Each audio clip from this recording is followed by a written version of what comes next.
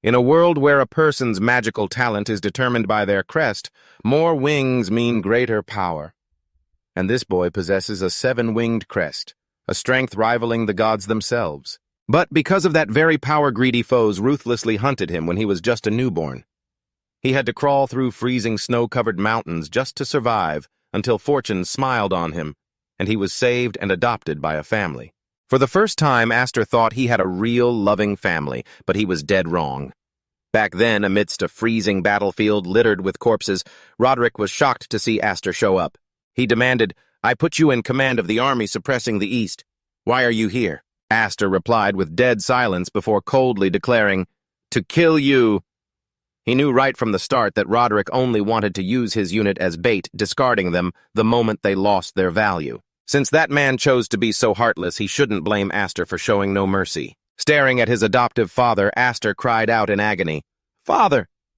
But Roderick only sneered in contempt. "That is the fate of the wingless, isn't it, my foolish son?" That was Aster, a Elmham, a member of the Elmham clan, the most renowned martial family on the continent, sworn to protect the royalty with their swords, and their patriarch Roderick, the only one in this kingdom possessing 7-winged power, had once on a whim saved Aster's life when he was freezing to death in a blizzard. To repay that debt, Aster risked his life doing everything Roderick demanded, turning himself into a true warrior. Yet that devotion didn't earn him any respect in the clan. Dallas and his other siblings constantly mocked him, saying, "Aster, don't get ahead of yourself. You are nothing but a wingless nobody in this world." A wing crest was proof of mana. The more wings, the stronger the magic. Yet Aster was the only one in the clan who couldn't use magic, despite being despised. He still trained tirelessly with his sword, believing that one day his loyalty would be rewarded and he would force those who looked down on him to open their eyes and learn some respect. But amidst the blinding snow, Aster realized with horror that he had fallen into a trap with no escape. Watching the figures slowly surround him, he gasped, "Why? An ambush!" Directing a choked, devastated gaze toward the adoptive father he had once deeply respected, he screamed in agony, "Father, I trusted you and followed you for all these years." "All those years, and this is your answer." But all his devotion was met with Roderick's cold, mocking stare, as the patriarch casually spat out cruel words, "A mere tool has no right to expectations. Your role is finished, now get lost." Unable to accept this brutal reality, Aster lunged forward with his sword raised, screaming in bitter regret, "I was a fool to ever trust you, to ever." But Roderick only sneered with ruthless coldness, "What a pathetic wretch." With a single casual blow, he sent Aster flying, leaving him gravely wounded. Yet the cruelty of his so-called family was far from over. Roderick flashed a murderous smile while the others instantly threw glowing red magic chains binding Aster tightly. And just like that, unable to fight back, they slaughtered him. Standing over his dying body, a clan member mocked him, "Still don't get it, do you, dear brother-in-law? A wingless loser will always be a wingless loser. Crawling on the ground like a dog suits you perfectly." In his dying breath, Aster used the last of his strength to ask about the fake savior act from years ago. "If you planned on discarding me, then why did you save me in the first place?" Roderick knelt down, looking at his adoptive son with lifeless eyes, and coldly declared, "Don't flatter yourself. I never needed you." Roderick grabbed Aster by his hair and coldly revealed the brutal truth. "What I needed was the 7-winged power sealed inside you." Gritting his teeth through the blinding pain, Aster gasped in shock. 7 wings. He poured salt into the wound, adding, "Your mother was quite useful. She bore the seed that served my purpose." With that, he turned away, abandoning Aster. Dying in a pool of blood on the freezing snow, Aster feebly reached out toward that retreating back. "Wait, what are you talking about?" He screamed in despair. "Answer me, Roderick!" But his consciousness was fading fast. A bone-chilling cold invaded his body, leaving him to whisper feebly, "It's so cold. To die like this is so unfair. How can I ever swallow this bitter resentment?" As his eyes grew cloudy, Aster wondered bitterly, "Is this where I die? If so, what was the point of my life?" Suddenly, amidst the endless white void, a faint warmth enveloped him. Stunned, he asked himself, "Is this the afterlife?" Only to feel real snowflakes falling on his face. He gasped, "Snow! No! This is real!" Aster jolted awake, realizing he was still lying in the snow, but in a completely different body. Staring at his tiny hands, he wondered in shock. Where am I? Is this tiny body really mine? Realizing he was in the form of a newborn, Aster told himself in disbelief, No! This is a baby's body. He was lying in the cold arms of a woman who had just drawn her last breath in the white snow. Have I regressed? From the distance, the thunder of horse hooves and the bright glow of torches pierced the night. A squad of soldiers yelled orders, Search everywhere. Find that woman at all costs. The commander urged his men, For the honor of Lord Roderick, find the child she kidnapped. Hearing that familiar name, Aster froze his mind, racing. They just said, Lord Roderick. Is he searching for me? Is the child me? Suddenly he recalled the old stories of how he had been abandoned in a blizzard long ago. The shocking truth left him completely stunned. No, it can't be. Have I really gone back to the past? Crazy as it was, Aster knew he had to act immediately. Looking at the woman's lifeless body beside him, he resolved, If I stay here, I'll fall right back into that Duke's hands. I have to escape. As far away as possible. Gathering his meager strength, the newborn baby began to painfully crawl across the freezing snow, desperate to escape. But the bone-chilling cold and his fragile body made, Damn it! Aster was utterly exhausted, barely able to breathe. His limbs felt like they were on fire. Though he had to crawl miserably through the pitch-black night, the burning desire for revenge still blazed in his amber eyes. Staring at his enemies retreating back, he gritted his teeth and swore a bitter oath in his mind. Roderick, I swear I will survive. But right now he is so tiny. Just surviving on his own is hard enough, let alone getting revenge right. The long trail of his crawling across the snow finally ended when Aster's strength was completely spent. The next morning, a young girl found him clinging to life on the frozen ground. Father, come here right now. Immediately, a noble-looking man approached. It was Viscount Hayfried. Beholding the sight of a child, a newborn lying all alone in the middle of a snowstorm, he couldn't help but gasp in shock. What on earth is this? Viscount Hayfried gently lifted the poor baby up, wondering in disbelief. Why is there a baby in a place like this? Looking at the child asleep in his arms, he froze. As he turned to look at the long trail stretching far across the snow, a flood of doubtful questions filled the Viscount's mind. Could a mere baby have traveled such a long distance? Who on earth is this child? The baby's extraordinary will to live deeply shocked and intrigued Hayfried. He cradled the tiny life close to his chest, using his warm cloak to shield him from the bone-chilling cold of the frozen wilderness. As Aster began to drift into a deep sleep, well, great, now he can rest easy and catch some more Z's, he found himself lost in an endless void. In utter confusion, Aster wondered, where am I? Seeing the image of a newborn baby enveloped in light and feathers, he thought to himself, this child. Suddenly, he was smacked right in the face and woke up. Opening his eyes, Aster saw a group of children crowding around him. A young girl squealed, Big sister, the baby is awake. As tiny hands poked and prodded him, another girl warned, Stop playing around. You're going to break his cute little nose. Finding all this incredibly annoying, he grumbled to himself, What on earth is going on here? Unable to take it anymore, Aster sprang up and bolted, leaving the children to cry out in shock. Huh! Aster ran frantically down the hallway, his mind a chaotic mess of pure panic. Damn it! What is happening? Behind him, the children were hot on his heels, screaming, Hey! Stop right there!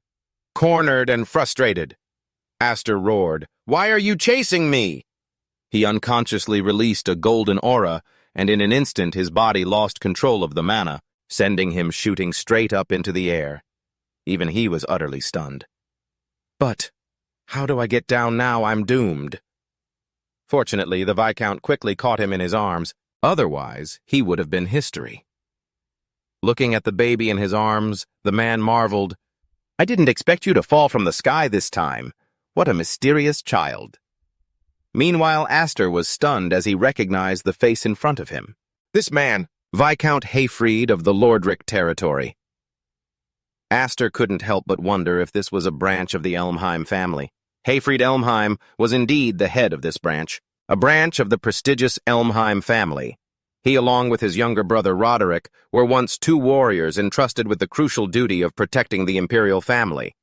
However, In Astor's memories, this Viscount was supposed to have died a long time ago in a civil war that led to the downfall of the entire family.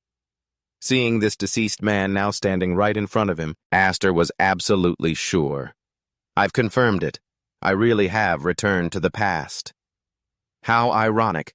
Right after escaping the mansion of that cruel duke, his life was saved by the duke's own older brother. A noble woman gently cradled Astor in her arms. She asked in surprise, "So this little one's magic went out of control and sent him flying like that?" Hyfryd nodded. "That's right.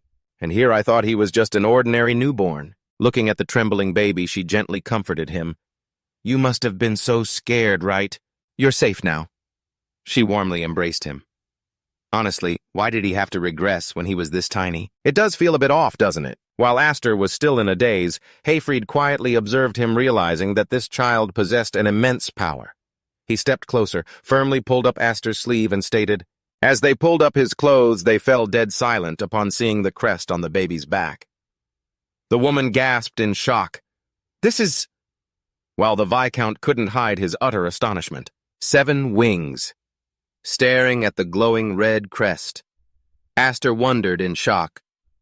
Why is this on my body? Painful memories from his past life suddenly rushed back like a nightmare, echoing Roderick's cruel declaration, "What I need is the power of the 7 wings that you possess." It turned out that from the very beginning his salvation was nothing but a ruthless conspiracy taking him in like a piece of cargo, just waiting for the day to strip away all his power. The horrifying truth filled Astor with boiling hatred. "So, he took me in just to steal these 7 wings. What do you mean, wingless?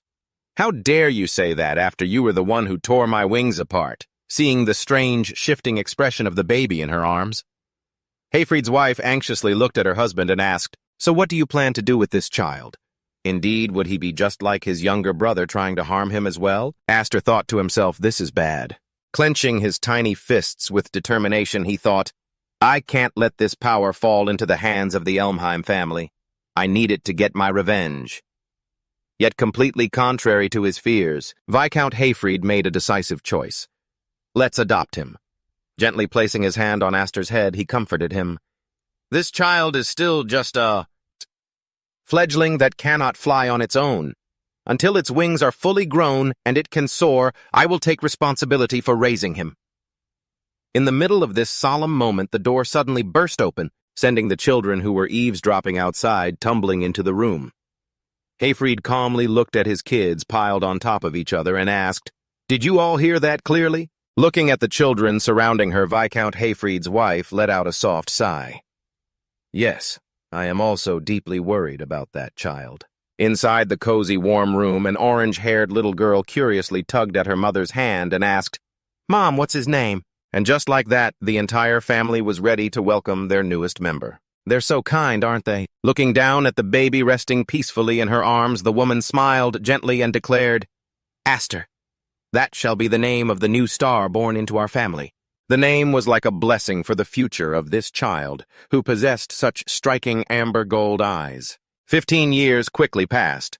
The scene shifts to a magnificent grand castle where a row of servants stood neatly in formation, bowing respectfully as a familiar figure appeared. "We have been waiting for you, Viscount Hyfryd." Stepping through the doors was a poised young man with a long sword at his hip. This was Astor after 15 years of training. He gently reached out a hand to assist his older sister, reminding her, "Enfin, please watch your step." Enfin smiled radiantly and took her brother's hand with absolute trust. "Right, thank you, Astor." Their family was on their way to attend the Sword Dance Assembly, a grand annual event hosted by a ducal family under the Elmheim clan. This was not just a mere gathering for martial noble families to strengthen their bonds, but also a prime opportunity for each clan to showcase and size up the strength of the swordsmen representing their family names. Led by Hyfryd, Astor and Enfin stepped into the main hall where a sea of gazes locked onto the young talents who were about to show off their skills. The elite certainly love flaunting their power, always throwing lavish parties and acting superior just because they have money. The arrival of the Viscount's party immediately drew a wave of malicious whispers. "Look, the Viscount's family is here. Have they come to make fools of themselves again? Haven't they learned their lesson?" Standing amidst the judging stares, Astor silently listened to the insults aimed at him. Rumor has it they adopted a boy of unknown origin since they couldn't produce an heir of their own. I wonder how much more they're going to drag the Elmore family name through the mud. Seeing Aster stay silent under the glaring hostile gazes, Onfin anxiously tried to comfort him. Don't pay them any mind. But the immense pressure from the powerful still weighed heavily on the shoulders of the weak. Viscount Hyfrid spoke in a low, stern voice. In this place, anyone who shows weakness will be crushed. This is the current standing of our family. Leading Aster before the magnificent castle, the very place that had been his nightmare in his past life, he asked directly, I wanted to show you this. Are you disappointed? In stark contrast to his father's anxiety, Aster held his head high, his eyes flashing with pride. Not at all, father. I'm fine with this cold reception. His bold response made Hyfrid burst into hearty laughter. Hearing you say that puts my mind at ease.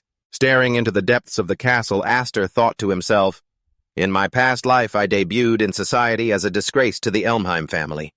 This place is filled with bitter memories, but I am different now. Returning with the 7-winged crest, he was back and stronger than ever. Up on the towering balcony, Dallas and the other arrogant nobles narrowed their eyes. As they watched the baby from back then, now fully grown, Aster could feel their hostile stares, but he didn't flinch. He walked proudly alongside his father and sister, a meticulous plan burning in his heart. His gaze, sharp as a blade, silently declared, Now first of all, let us make a dazzling debut in society together. In an era where knights ruled supreme, their power was defined by their mastery of the sword. It was the absolute pinnacle of swordsmanship where the sharp strike of a blade drew the line between the strong and the weak. Prestige and immortal fame were the ultimate symbols that every swordsman yearned to reach. On the arena, brilliant blue mana erupted from the youth's hands, unleashing powerful slashes that left their opponents helpless, completely overwhelmed by sheer force. The ultimate physical manifestation of that power and prestige was none other than the crest. He stared at the glowing 2-winged symbol on the victor's hand. Watching quietly from the high balcony alongside his father and his sister Onfin, Aster could feel the heavy, oppressive atmosphere of this place completely unchanged as always. Witnessing the tense, volatile atmosphere in the arena, he thought to himself, no wonder Furin and Frey didn't want to come. Even a coward would shrink back from watching such a brutal clash. He recalled the memory of being humiliated by the high nobles in this very place. It still stung. Seeing Aster's silent, pensive expression, Onfin called out to him worriedly, Aster. Concerned about her younger brother's state of mind, she asked softly, Are you shaking? I suppose it makes sense.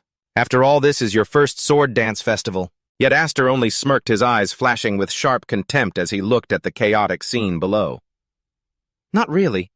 I just feel a bit sick to my stomach, or rather, it's just plain disgusting, Viscount. Hyfrid announced that he had a meeting to attend and needed to step away, not forgetting to instruct Aster to keep a close eye on Onfin. His older sister immediately protested, Father, really, I'm a year older than Aster. But she was only met with a teasing look from her younger brother. That's because you're way too clumsy, sis. Before leaving, Hyfrid patted Aster on the shoulder, advising him to take this opportunity to socialize and network with his peers. Leaning in close to his son's ear, he whispered a meaningful reminder, just make sure you don't reveal your 7 wings. Watching his father walk away, Aster thought to himself, easy for you to say.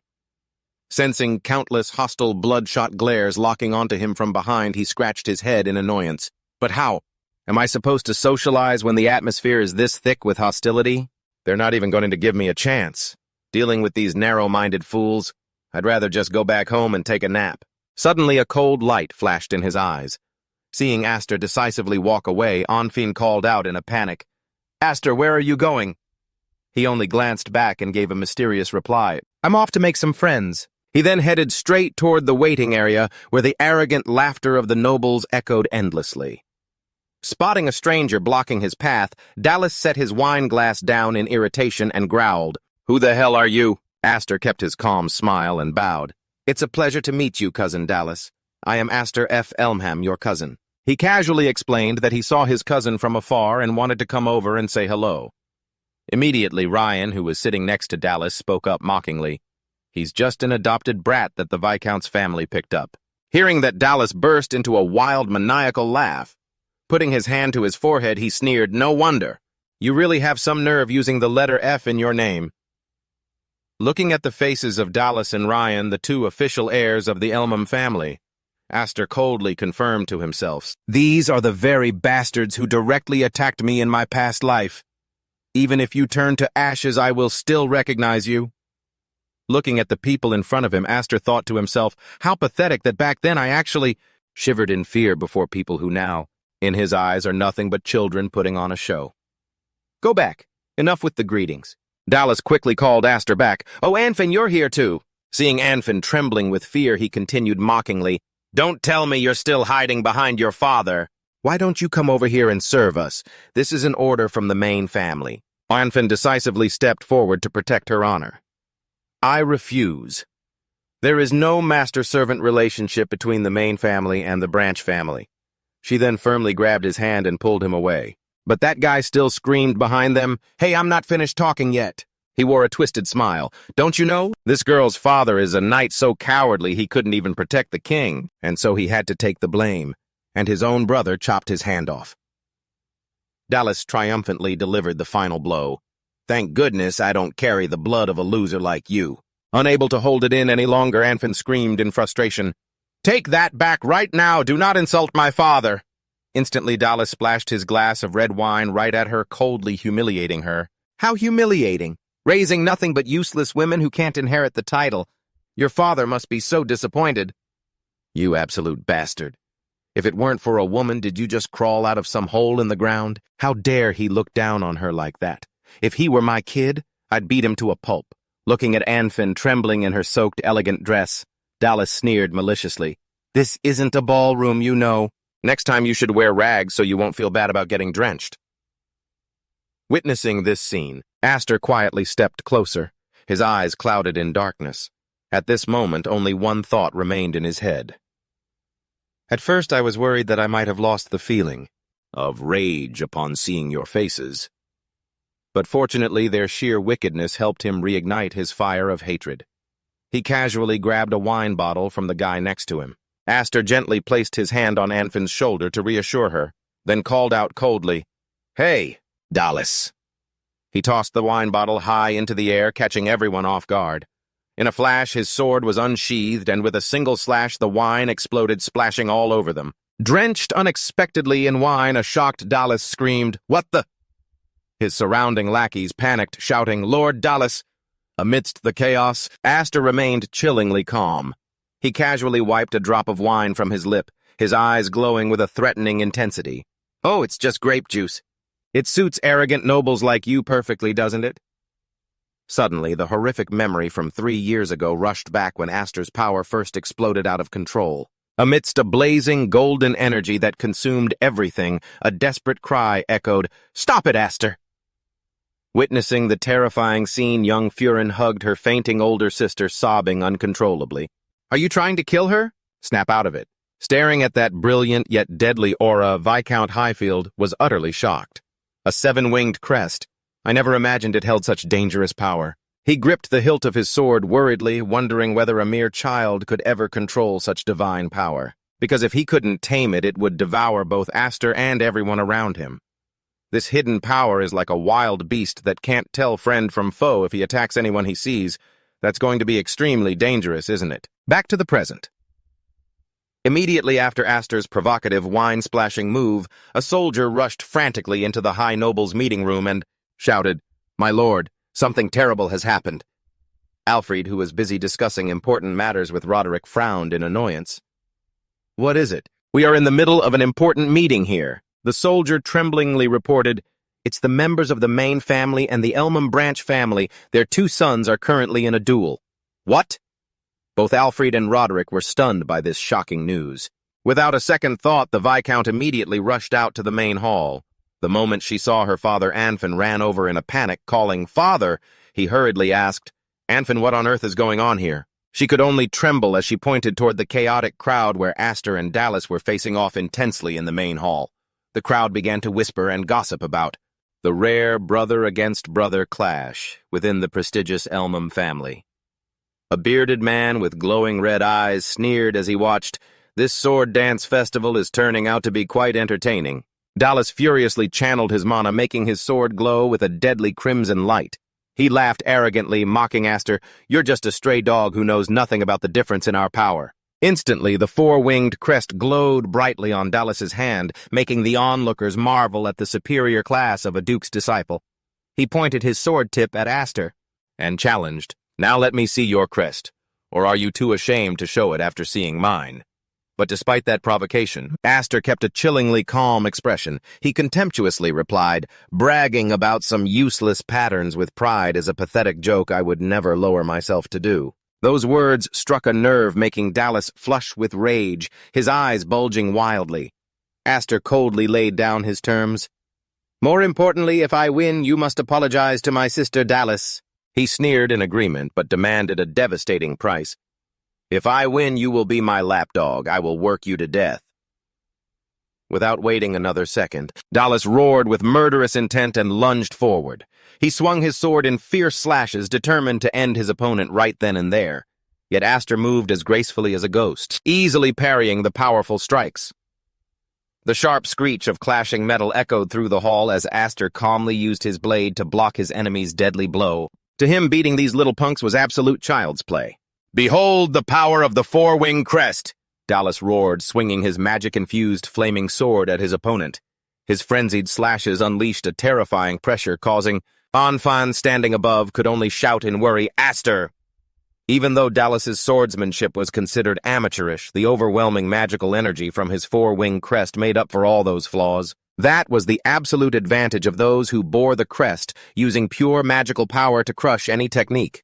If a one-wing mana was just a flickering candle in the wind, then the four-wing mana was as powerful as a devastating explosion. As Dallas attacked furiously, he mocked, "Where did all that cocky attitude go, huh? Didn't you want me to apologize? Or was that just empty talk?" He closed in, screaming for Aster to show his real power. Seeing this one-sided battle, the onlookers smugly believed the match was already decided. Aster coldly shot back, "You talk way too much." Instantly, he spun to deflect the attack and closed the distance in a flash, leaving Dallas to gasp in shock. "What? Have you learned some manners yet? Next time, talk less and do more." A golden wave of magic suddenly erupted, enveloping Aster's entire body. With overwhelming force, he declared in a low voice about his 15 years of grueling training in the Viscount's house. "It was all to wait for the day I could take revenge on those who trampled on me." Aster swung his sword, unleashing brilliant golden slashes ready to crush the enemy before him. Aster's brilliant golden mana erupted, backing Dallas into a corner and leaving him groaning, "Guh!" Witnessing this unbelievable sight, Rian, standing nearby, gasped in shock. "But, brother!" Dallas gnashed his teeth in fury. Unable to accept this harsh reality, he frantically questioned himself, "Am I being pushed back, but I have 4 wings?"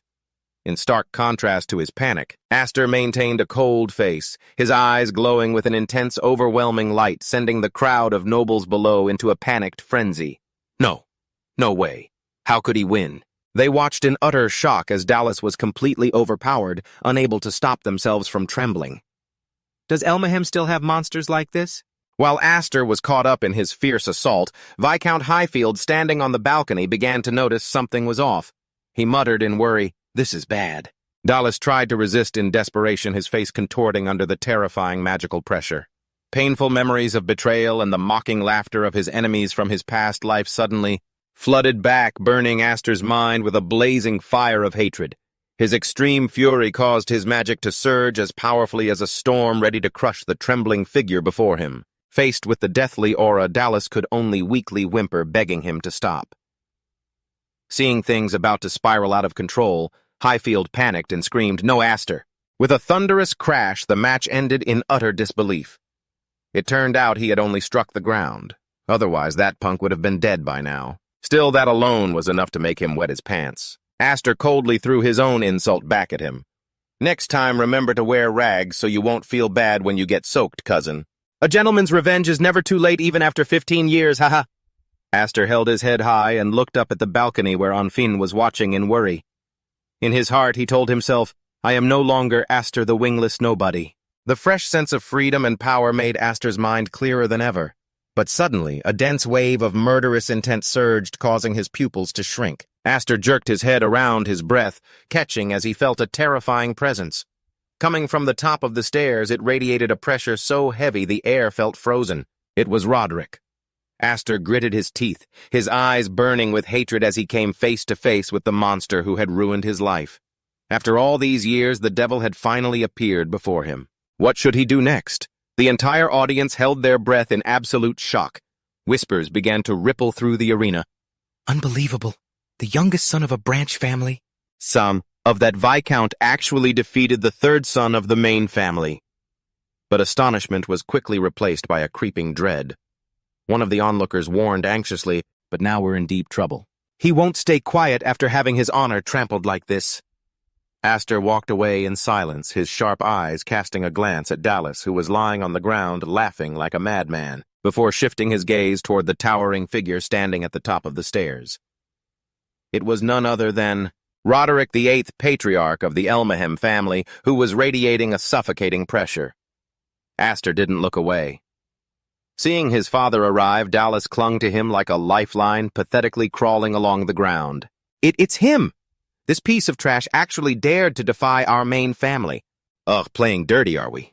Can't win the fight, so you run to tell an adult. You've got to take your losses like a man. He continued to use a despicable tone to fuel his father's rage. Father, please use your authority to teach him a lesson. But before he could even finish his sentence, Roderick decisively swung his sheathed sword, bringing down a lightning-fast strike onto his son's pleading hand, leaving behind a horrific scene. Dallas's agonizing screams echoed throughout the hall, leaving the crowd frozen in terror. Roderick looked down at his defeated son with absolute disgust. Why is a loser like you lying there grinning like that?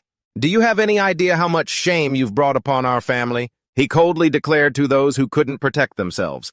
Witnessing Roderick's wild fury, Viscount Highfield panicked and shouted, "Stop, Roderick! Don't do this!" Ignoring the pleas to stop.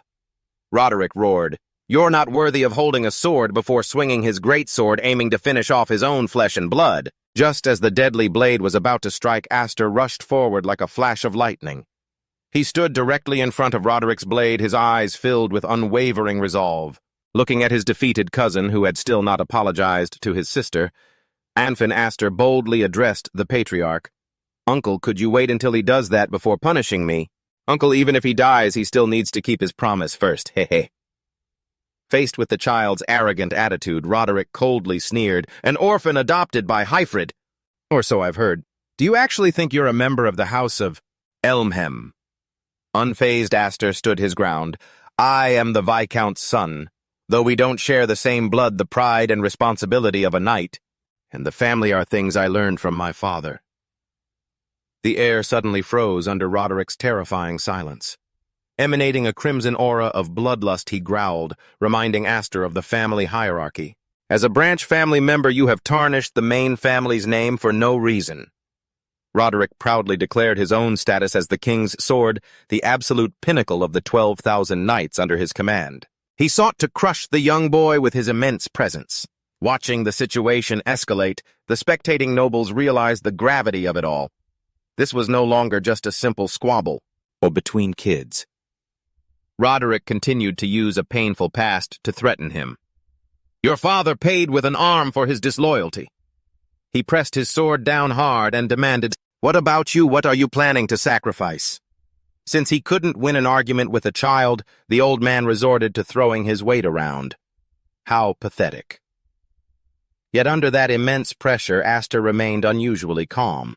He replied with unwavering resolve, "With all due respect, Uncle, this is not some pointless argument. This is an official duel. I am merely using my sword to answer the insults thrown at the Viscount's house." Astor's eyes flared. Looking directly at his enemy, he used Roderick's own philosophy against him. "Those who cannot avenge themselves are not worthy of holding a sword. Weren't those your exact words, Uncle?" He firmly declared his iron will, "And I don't intend to sacrifice anything, not even a single finger." Meanwhile, Anfin was still trembling with anxiety. The onlookers couldn't help but gasp in shock upon learning Astor's real age. "He's 10 years old. You've got to be kidding me." Roderick just quietly stared at the boy before him, his bloodshot eyes full of mystery. "I see," Roderick coldly muttered before abruptly commanding, "Then get into position." Instantly, a terrifying pressure crashed down, catching Astor completely off guard. Roderick unleashed a slash at the speed of light, triggering an earth-shattering magical explosion, shattering the solid stone floor into 100 pieces. Was he really going all out against a mere child? Witnessing the horrific sight, Anfin could only cover her face and cry in despair. Viscount Hayfrid roared in pure fury, "Roderick!" and risked his life to leap into the battlefield. He swung his sword, stopping the Patriarch's devastating attack in the nick of time. Sparks flew as the two brothers clashed, unleashing a suffocating pressure from the shockwave. Hayfrid shouted his son's name in sheer panic. "Aster, are you okay?" Amidst the thick dust and crumbling stone pillars, the young boy's silhouette gradually emerged. Despite being heavily injured with blood streaming down his face, Aster stood firm, sword in hand. His eyes burned with an unyielding will. His blood-stained face showed absolute hatred as he stared straight at his enemy. Roderick quietly watched the boy for a long moment, his face completely expressionless. Then he casually turned on his heel and walked away, leaving Dallas lying miserably on the ruined ground. Watching the Patriarch's receding back, Aster's strength finally gave out, and he collapsed much to his father's panic. Caught completely off guard by a surprise attack, it was a miracle a 10-year-old like him didn't kick the bucket. Hayfrid anxiously caught his son's staggering body and cried out, "Aster!" Despite his blood-stained face, the boy smiled in satisfaction and whispered, "I protected Sister Father." "My promise and everything."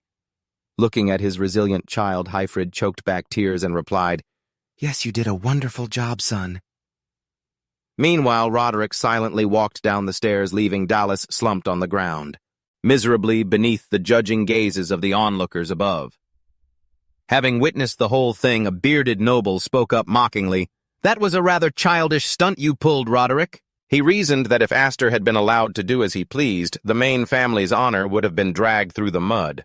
Thus, Roderick stepping in was a fair compromise. Looking toward the young boy who had just caused such a massive stir, he thought to himself that this was surely the most sensational debut in high society, daring to stand face to face against the Grand Duke himself.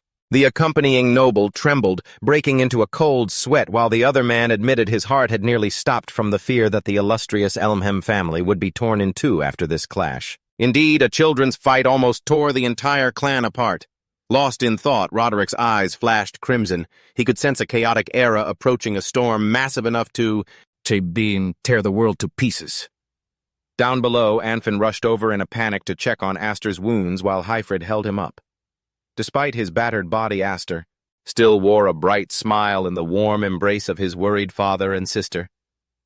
Soon after, the clashing of wooden swords echoed across the training grounds as Aster easily knocked down his opponent with a single decisive blow.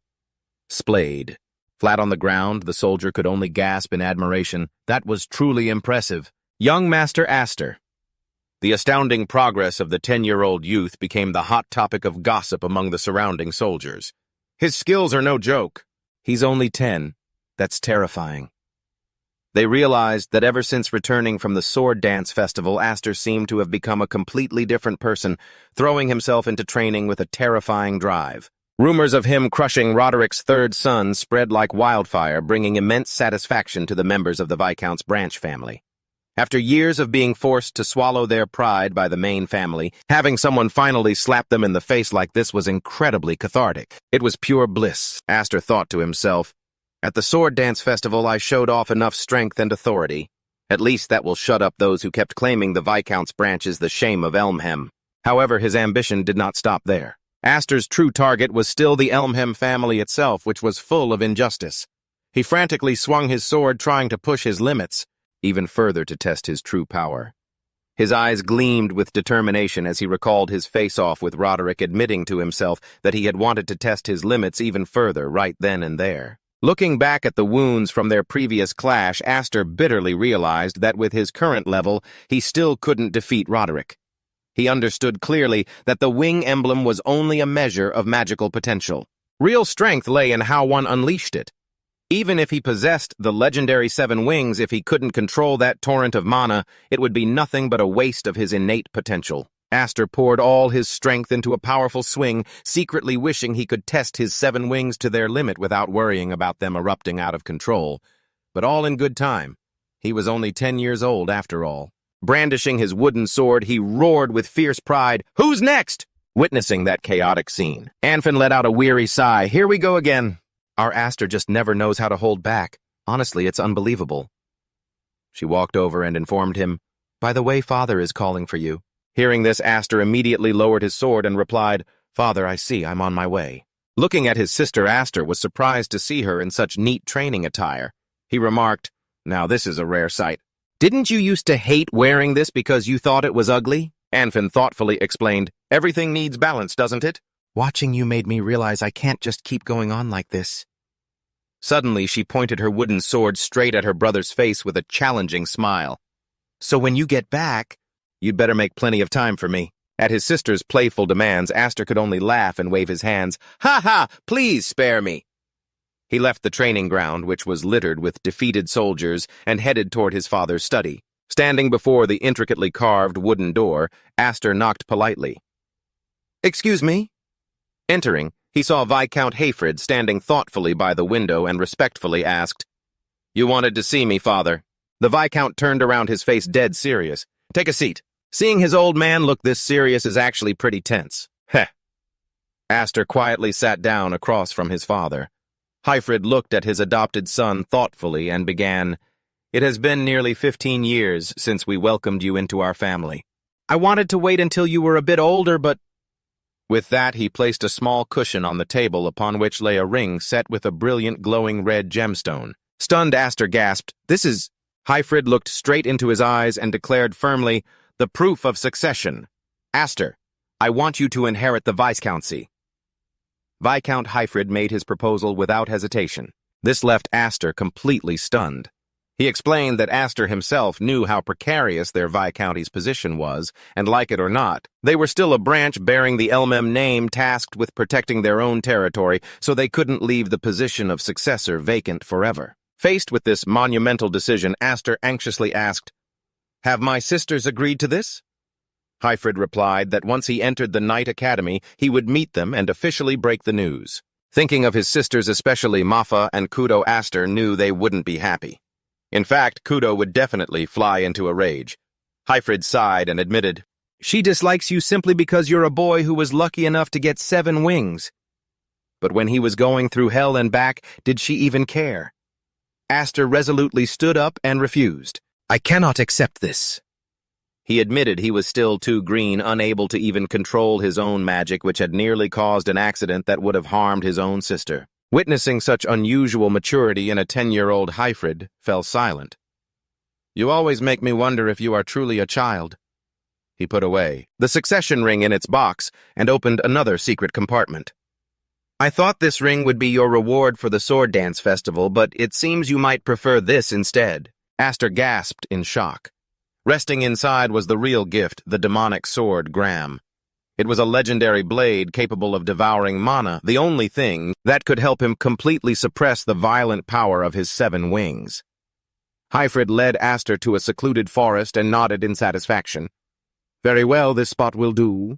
When Aster questioned why they couldn't just use the training hall, his father reminded him of the times he had gone overboard and smashed everything in sight, explaining the need for caution.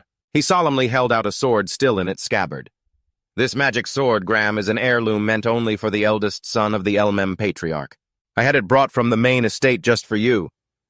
Was he actually authorized to take it, or did he just snatch it? Hey!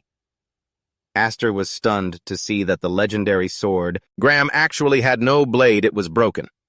Hayfrid explained, This is a sword of potential. It only becomes complete when its master infuses it with mana.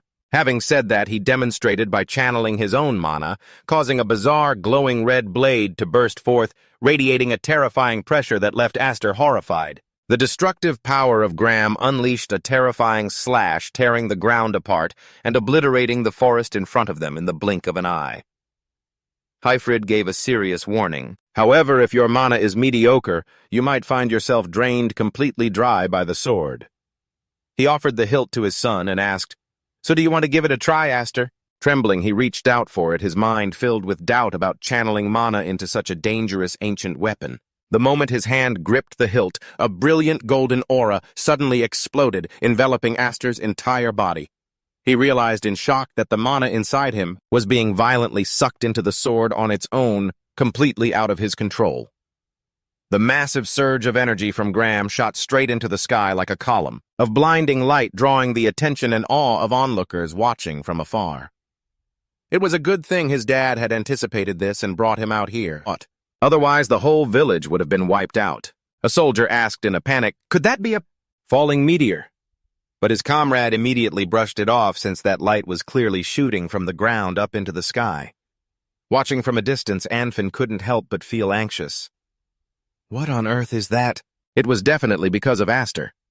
Standing at the center of the magic explosion, Aster stared in awe at the weapon in his hand, thinking to himself that it was truly an extraordinary sword. But the Viscount, Heyfried, looked at his son with a serious gaze and asserted, "But what is truly extraordinary is your own power." He went on to explain that throughout the long history of the Elmham family, no one had ever possessed the legendary Seven Wings crest.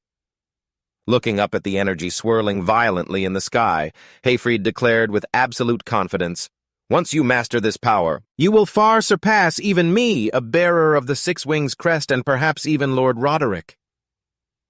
Hearing the name of his enemy from his past life, Aster clenched his fists, burning with the determination to surpass that monster. Heyfried continued to give a grim warning about the dark side of power, explaining that having too much strength always sows the seeds of conflict. He feared that if the secret of the Seven Wings was exposed, Aster would become the target of intense jealousy and envy.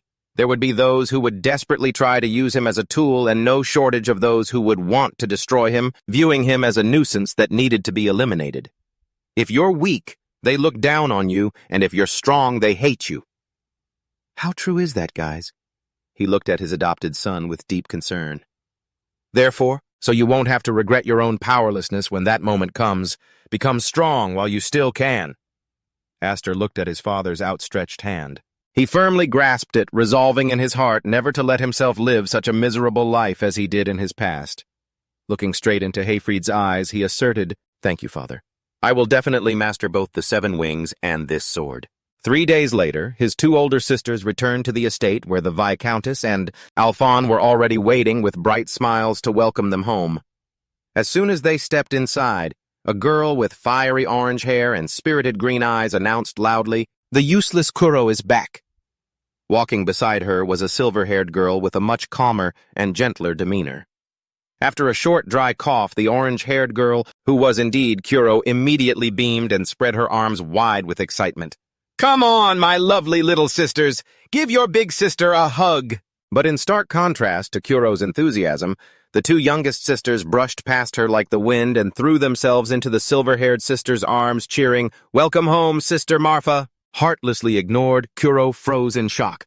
"Oh my gosh! What about a hug for Sister Kuro?" Watching this tragicomic scene from a distance, the Viscount Heyfried and his wife, along with Alphon, could only look on with sympathetic eyes. Talk about some serious favoritism here, haha. To explain this cold treatment, one of the little sisters clung tightly to Marfa and mumbled, "But Sister Kuro always messes up my hair." Hearing this, Kuro immediately crossed her arms, looking offended as she tried to defend her image. "No way! How could someone who has fully embraced the spirit of knighthood like me ever behave so improperly?" Yet the moment she saw Alphon Kuro's true nature flared up again. She rushed over, threw her arms around Alphon, and pinched her cheeks excitedly. "Have you been a good girl while I was gone?" Suffocating from the tight hug, Alphon could only gasp helplessly, Why did you run over here?" Just as the little ones had said, Kuro's hands went straight to work, ruthlessly messing up Alphon's pink hair. Noticing the absence of their newest family member, Marfa looked around and asked, "Where is Aster?" Standing next to his wife, the Viscount replied, "Ah, if you're looking for Aster." Hearing that name, Kuro's eyes suddenly narrowed. It seemed this older sister didn't have much of a liking for her adopted brother for some reason. Meanwhile, in a clearing deep in the forest, a bright red mana explosion had just swept through, leveling the surrounding trees. Aster was training like a madman, drenched in sweat and panting heavily. Huff, huff. He grit his teeth in frustration as he felt a strange instability inside his body. "Damn it, this isn't good." Staring at the demonic sword Graham burning with energy in his hand, Aster muttered to himself, "I can manifest a sword with magic, but just keeping it under control is already pushing my limits." Even though he had unleashed a destructive force that cracked the ground, he still felt incredibly small compared to the goal ahead of him. "What must I do to become like Father?" Suddenly, a sarcastic voice echoed from behind him. My, this is far beyond my expectations. Aster turned around in surprise to see his newly returned sister standing there, arms crossed, watching him. Sister Kuro, you're back. Kuro strolled closer, a challenging smirk playing on her lips. And here I thought you couldn't even be bothered to greet your big sister. Isn't that a bit cold? She leaned in her eyes, searching Aster's face with intense scrutiny. Or do you think you're so special now that you can just ignore us? Kuro continued, her words laden with implication. I heard about what happened at the sword dance assembly. The Night Academy is buzzing with all kinds of rumors about you. Father must be so proud of you. This sister sure loved to tease her little brother with sharp questions, but Aster didn't hesitate to praise Kuro's own impressive accomplishments. Even as a mere apprentice, she had participated in countless dangerous missions and was the only knight to receive an honorary medal this year. Kuro admitted that her hard work was solely to prove she was worthy of inheriting their father's legacy. Her eyes sharpened as she asked him directly, I heard you turned down the offer to become the successor. Did you do that for my sake? The abrupt question annoyed Aster as he realized their father had revealed the secret too early. He tried to explain that he simply didn't feel worthy yet, but Kuro refused to accept that excuse. She walked away coldly, stating that they both knew very well what each other's true dreams were, and that his rejection only made her feel patronized. Suddenly, Kuro swung her sword, unleashing a brilliant blue slash with terrifying force, easily splitting an ancient tree in two right before Aster's eyes. He dodged in shock, his eyes wide with astonishment at his sister's sudden attack. Aster shouted in panic, Sister, what do you think you're doing? Exactly, sister. They were just having a conversation, and then she goes and scares the life out of him. Ha ha. Ignoring her brother's bewilderment, Kuro stood proudly amidst the dust, declaring that this would be a little test after their long time apart. She flashed an excited smile and warned, Next, I'm going to attack for real. Aster started to panic as he tried to stop her, yelling, Wait, Sister Alphen! Deep down, he was incredibly anxious. The magic swordgram was still incomplete and extremely difficult to control. Kudria coldly reminded him that enemies on the battlefield would never accept excuses. She asserted that a knight's ultimate rule is to always be ready for combat in any situation. Without giving Aster a moment to compose himself, Kudria lunged at him like a whirlwind, her voice low and threatening. If you keep this up, I might just crush you to pieces. Aster realized he was backed into a corner as all his long-standing efforts to suppress his magic power started to feel completely useless under this suffocating pressure. Seeing the genuine bloodlust in Kudria's eyes, Aster knew that if he didn't fight back, she would definitely kill him. With no other choice left, he decided to unleash all of his suppressed power. A surge of blood-red magic suddenly erupted from the sword, enveloping Aster's body with brutal force. The two surges of blue and red energy collided violently, triggering an earth-shattering explosion right in the middle of the forest. The terrifying magical blast blew everything away, tearing through a vast stretch of the dense woods. Kudria charged forward like a blazing red phantom, laughing with excitement. Your swordsmanship is as sharp as ever. I didn't expect you to keep up with my strikes, especially since I've taken that technique to a whole new level at the Night Academy. These two siblings are officially going head-to-head to see who is stronger. If their parents find out about this, they are both dead meat. Aster gritted his teeth, straining to defend himself, but Kudria kept pressing her relentless attack while mockingly adding, But still, what on earth was that bizarre swordsmanship just now? Your magic control is an absolute mess. Blown back by the suffocating pressure, Aster's feet dragged across the ground, leaving long trenches in the dirt. He gasped for air, completely tense. Sister Kudria Afka isn't holding back at all. Looking at his sister standing tall amidst the rising dust, Aster bitterly recalled the old days. In his memory, she had always been this way. Just because Aster was the only son with the right of inheritance, Kudria, a genius who possessed the family's most superior wing crest, had always seen him as a thorn in her side. To him, his older sister was like a violent storm, always finding any excuse to attack and force him into constant duels. She was truly his natural nemesis, someone he never wanted to face. The ground shook as the blue and red magical energies clashed head-on once more, creating a pillar of light that soared into the sky, tearing through the heavens. Kudria glared at her brother, her eyes flashing with murderous intent. She snarled, Just look at you, Aster. You don't deserve to be the next head of this clan at all. This sister is seriously insulting him while beating him up. Man being the younger brother is rough. standing by the window watching the terrifying battle unfold outside. Manhwa couldn't help but ask her father anxiously, "Father, is it really okay to let them handle this on their own?" In the worst-case scenario, this sibling brawl could end with one of them dead. You know that, right? Contrasting his daughter's anxiety, Viscount Hyfrid calmly watched the duel and remarked, "In a way, and they are actually the perfect rivals for each other. It might look reckless, but it won't lead to a bloody tragedy." Despite her father's reassurance, Manhwa could only break into a cold sweat and hope things would turn out just as he said. Returning to the desk, Manhwa got straight to the point. "So why did you summon us back from the Night Academy anyway, father? It's definitely not just to talk about the inheritance, is it?" Hyfrey silently placed a letter with a red wax seal on the desk. It was an urgent summons from the Elmham family. In a low voice, he revealed the haunting truth. "It seems the elders in power at the main house want to see for themselves what their grandson is really made of. He has landed right in the family's crosshairs. Now just surviving in peace is going to be the real challenge." Looking at the letter, Manhwa was shocked to realize the situation was far more serious than she had imagined. Hyfrey's face clouded over. He delivered a spine-chilling warning. "In the worst-case scenario, we might lose Aster." Meanwhile, in the forest, the clashing swords continued to unleash bursts of brilliant blue magic that ripped through the air. Straining to hold his ground, Aster shouted back in anger, "Stop talking nonsense. I already turned down the inheritance. You heard me loud and clear, didn't you?" But his explanation only fueled Kudria's fury. She gritted her teeth, her eyes flashing with madness as she swung her sword. And that is exactly what makes me so furious. Feeling a massive weight bearing down on his blade, Aster could only grit his teeth and groan in helplessness. "It's too heavy, damn it!" This scene of an older sister bullying her younger brother is all too familiar. It probably happens around us all the time, haha. Aster felt like he was facing off against a giant wild bull wielding a sledgehammer. The pressure from Kudria was suffocating. Even as he tried to get her to listen, Kudria only replied coldly, "You're just running away, aren't you?" Her strikes were so fast and powerful that Aster could only brace himself in agony. "Ugh! What kind of monstrous strength is this?" While overpowering him, Kudria continued her lecturing, claiming that someone who just swings his sword recklessly like him is merely third-rate. She asserted that only those who can control their magic can reach second-rate. And only those who master the path of the magic sword deserve to be first-rate.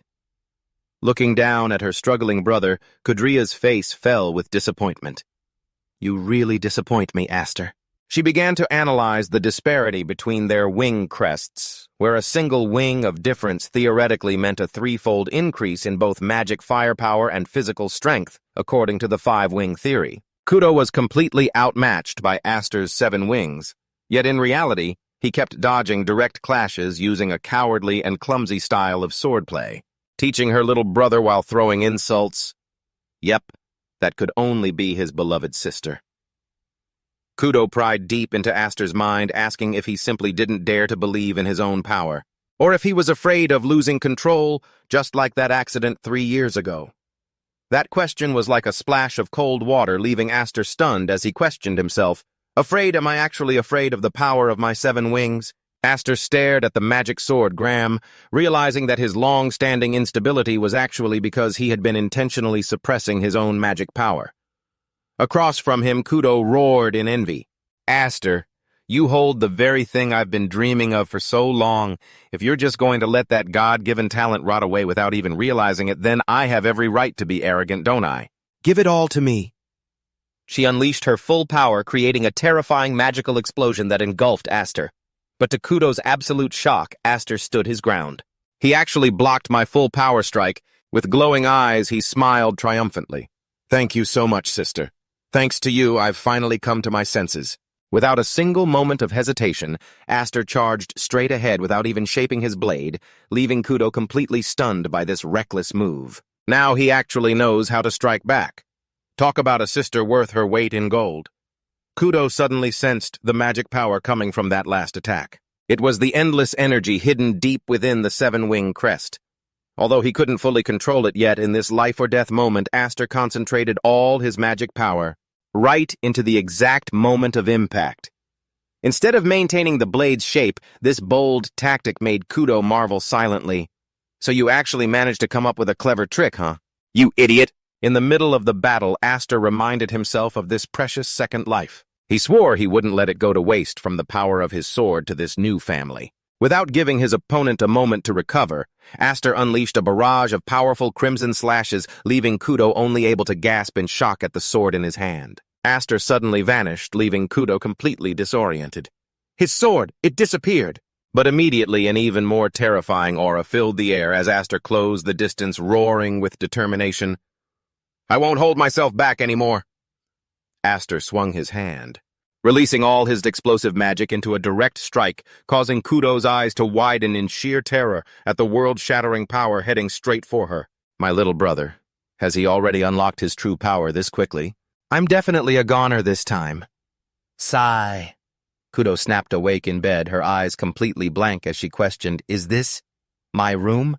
Seeing her younger sister awake, Manhwa gently drew back the curtains to let the sunlight flood the room, smiling. "Oh, you're finally awake. You slept in really late." Kudo sat up instantly. Memories of that terrifying clash suddenly came rushing back, making her panic as she tried to recall. What on earth happened at the end of my duel with Aster? Manhwa calmly explained that Aster was the one who carried her all the way back here. The kid had even lied to save his sister's face, claiming she had simply fallen asleep in the middle of the match, due to being exhausted from her long journey. But Kudo knew the truth was far from that simple. No, that's not right. She shuddered, recalling the moment Aster's crimson blade swung down. In that split second of life and death, she had been absolutely sure she was going to be cut down by Aster. But in reality, he had actively deactivated his magic blade right before impact. What swept past her was merely the residual heat of that violent energy. Even though she knew Aster would never actually kill his own sister, his terrifying bloodlust and glowing red eyes in that moment still made a genius like Kudo tremble, genuinely believing she was about to die. Thinking of her both terrifying and thoughtful brother, Kudo let out a faint smirk. He really is the most irritating little brother, even though he's so much smaller than me. She resolutely grabbed her sword and turned to Manhwa. "Sister Manhwa, is Aster heading out to battle again?" "I don't accept the outcome of that match." Burning with a desire for an immediate rematch, she declared, "This time I'll use my full power right from the start." However, Manhwa calmly put out that spark with a single sentence. "Knowing Aster, he's probably already left. You know how he is." Kudo stood frozen in the quiet room, realizing her troublesome little brother had indeed already set off. Hearing the news from Manhwa, Kudo gasped in disbelief when she learned there was a summons from the main house sent directly to Aster. Manhwa wondered if Kudo knew about what their father had just discussed, leaving her frozen in shock before she shrieked in absolute bewilderment, having never heard a single word about it. As the carriage rolled toward the main house, Aster stared thoughtfully out the window while Viscount Highfield anxiously explained who they were about to face. They are the Elder Council, the true rulers who govern the Elam clan from the shadows. They consist of former family heads and seniors who still wield massive influence despite having retired from the front lines. Highfield couldn't help but wonder why they hadn't paid any attention to Aster for the past 15 years, only to suddenly summon him right at this moment. I bet they're just bored and trying to satisfy their curiosity, ha-ha. He guessed that perhaps the incident at the sword dance festival had alerted the old men, who valued the family's reputation more than life itself. According to rumors, anyone who tarnishes the Elmham name is thrown into a cage as food for wild beasts. Yet Aster calmly recounted those brutal punishments. Highfield asked his son in shock where he had heard such things, but Aster only offered a faint smile and casually replied that he had heard it somewhere, and that he was already mentally prepared for execution or exile. Seeing his father worry because he was traveling without any guards, he reassured him that everything would be fine and revealed. His original plan had been to leave before his sisters returned. Aster shared that only when he wasn't around could Kudo truly spread her wings and fly. Thanks to his duel with her, he had begun to understand how to master the magic sword Graham and could feel the power of his 7 wings more clearly than ever before. Firmly gripping his sword, Aster looked at his father. With determined eyes, he made one final request. "No matter what happens to me from now on, please do not save me." He really is a heartbreakingly sensible child, isn't he? Highfield looked at Aster with a deeply worried gaze and asked, "Are you really ready to survive all on your own?" But just as a heavy silence fell over them, a loud shout from outside suddenly cut through the air. "What do you mean, survive on your own? Stop acting so tough just because you're the youngest." In an instant, a figure leaped straight into the moving carriage, leaving both father and son completely stunned. Aster's eyes widened in disbelief as he recognized the familiar face. "Sister Kuro, why on earth are you here?" He couldn't believe his sister had actually chased the carriage on foot for such a long distance. Kuro climbed inside, panting heavily as she scolded him. "Don't you think you're being a bit too cruel, leaving quietly without saying a single word to your own sister?" She then revealed that she had overheard everything about Aster being summoned by the grand elders of the main house. Even Marfa, who is so incredibly talented, has never been summoned even once. That shows just how serious this is. Seeing Kuro's intention to tag along, Hyfrid grew worried and tried to stop her. But she firmly asserted, "I know, Father. I heard you wanted us to watch over everything while you're away. I understand perfectly." Suddenly, Kuro's face turned incredibly solemn. She looked at Aster and said in a low, tense voice, "If they're summoning you, it means something major is going down, doesn't it? Is that why we have to be this cautious?" She didn't hesitate to repeat Marfa's warning that Aster might never come back. Seeing his sister worry so much, Aster gave a reassuring smile and said, "You're blowing this out of proportion, sister. I'm just going to meet them and have a talk, that's all." Out of nowhere, Kuro pointed her finger straight at his face and declared, "Listen up, Aster. I really, really hate you. Because you're a guy because of the 7 wings and because you always get special treatment. How does she even have the breath to spit fire like this after running herself half to death?" She continued to let out her long-buried feelings. "Because you're stronger than me, your own older sister. And because you keep acting like an adult when you're just my little brother, I hate all of it. All." But beneath all that nagging was a rare warmth. Kuro made it clear that no matter how strong Aster was, or how much he tried to act tough, he would always be her precious little brother. "So come back in one piece, and then we'll have our rematch. If you try to run away while you're ahead, I will never forgive you." Having said her piece, Kuro resolutely leaped out of the speeding carriage. She left Aster utterly dumbfounded, wondering, what did she even come all this way for? Hyfrid watched his daughter's lively figure fade into the distance, then smiled and remarked, "She makes a pretty good rival, doesn't she?" Aster quietly gazed into the distance silently, thanking his short-tempered but deeply loving sister. With a resolute look, he made a promise to himself, "I will definitely return." Behind them, Kuro was still standing in the middle of the dusty road, waving goodbye to the carriage as it slowly vanished into the sunset. Meanwhile, Viscount Hyfrid and Aster had just arrived at the main gate of the main family estate. They were immediately blocked by a long line of heavily armed soldiers. One of the guards bowed respectfully, though his tone was grave.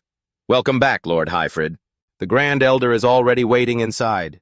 Aster thought to himself, "Are these old geezers trying to intimidate us right off the bat?" Sensing something was amiss, Hyfrid coldly rejected their guidance. "No need for a guide, I know the way." Yet the guards stubbornly closed in on them. "We cannot allow that, my lord. We are under strict orders to escort the 2 of you together." Looking at the spears surrounding them, Aster thought, "Just as I expected. He didn't summon us here just to dote on a grandson. This atmosphere doesn't feel like that at all." Standing before the magnificent grand castle, Aster looked up at the towering spires with a complex gaze. "How nostalgic. It has been a long time since I was last here." Noticing his son's distraction, Hyfrid spoke in a low voice, warning him, "I trust you understand, Aster. Do not lose your temper, at least not today, no matter what anyone says to you." The Viscount's anxiety was palpable as they walked surrounded by guards. He added in a whisper, "It all depends on how they play their hand. What I mean is, they are the real problem." Hyfrid tried to prepare Aster mentally before this fateful encounter. "Listen closely. The person we are about to meet is—" However, Aster's attention was captured by the quiet, empty training grounds in the distance. He thought to himself, Dallas is nowhere to be seen. Well, since his dominant hand was completely crushed, he won't be back anytime soon. His distraction made Hyfrid snap. "Are you even listening to me, Aster? Seriously, this boy? It's like talking to a brick wall. Why is your face always so blank? If he were my kid, I'd yell like that too. Ha ha!" Startled Aster quickly turned back to reassure his father. "Huh? Yes, of course I am. I'll stay as quiet as a mouse today. After all, Sister did tell me to make sure I return safely." The 2 of them stopped before the massive wooden doors leading to the main hall. The guard's voice boomed out, announcing, "Lord Hyfrid and his son have arrived."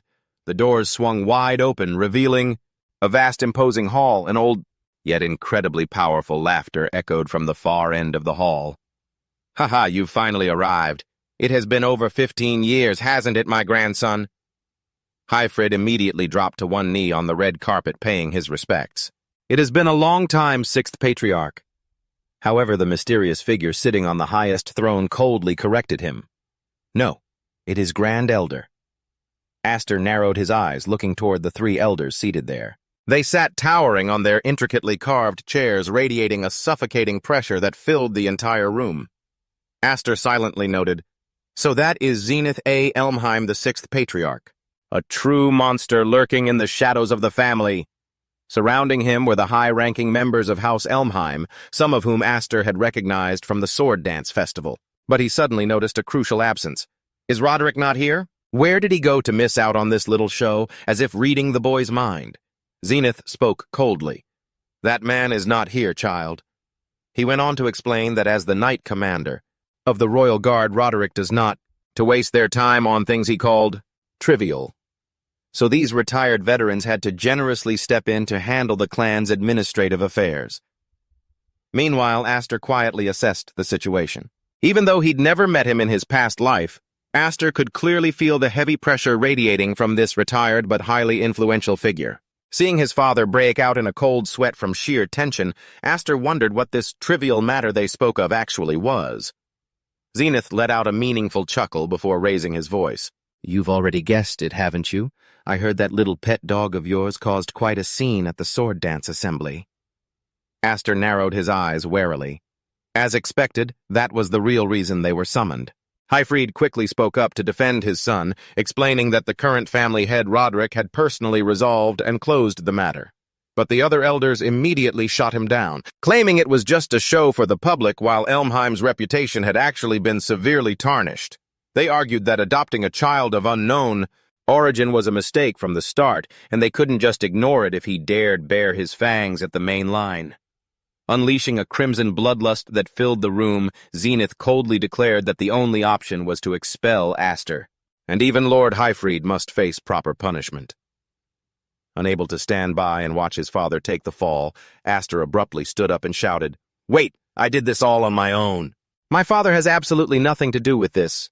The boy is actually talking back to those old geezers now. "You're losing your cool, kid." Hyfrid closed his eyes in pure anxiety while Aster quietly observed the elders sitting high above. Zenith let out a cold, contemptuous snort. "As expected, that brat has no manners. How dare a mere child interrupt when adults are speaking?" He began to flex his power. "Under my banner there are 12,000 knights. We all bear the Elmheim name, but our knights are not a unified force. There are countless eyes always aiming for that supreme seat." His gaze swept across the solemn-faced elders sitting around him, and his voice dropped to a growl.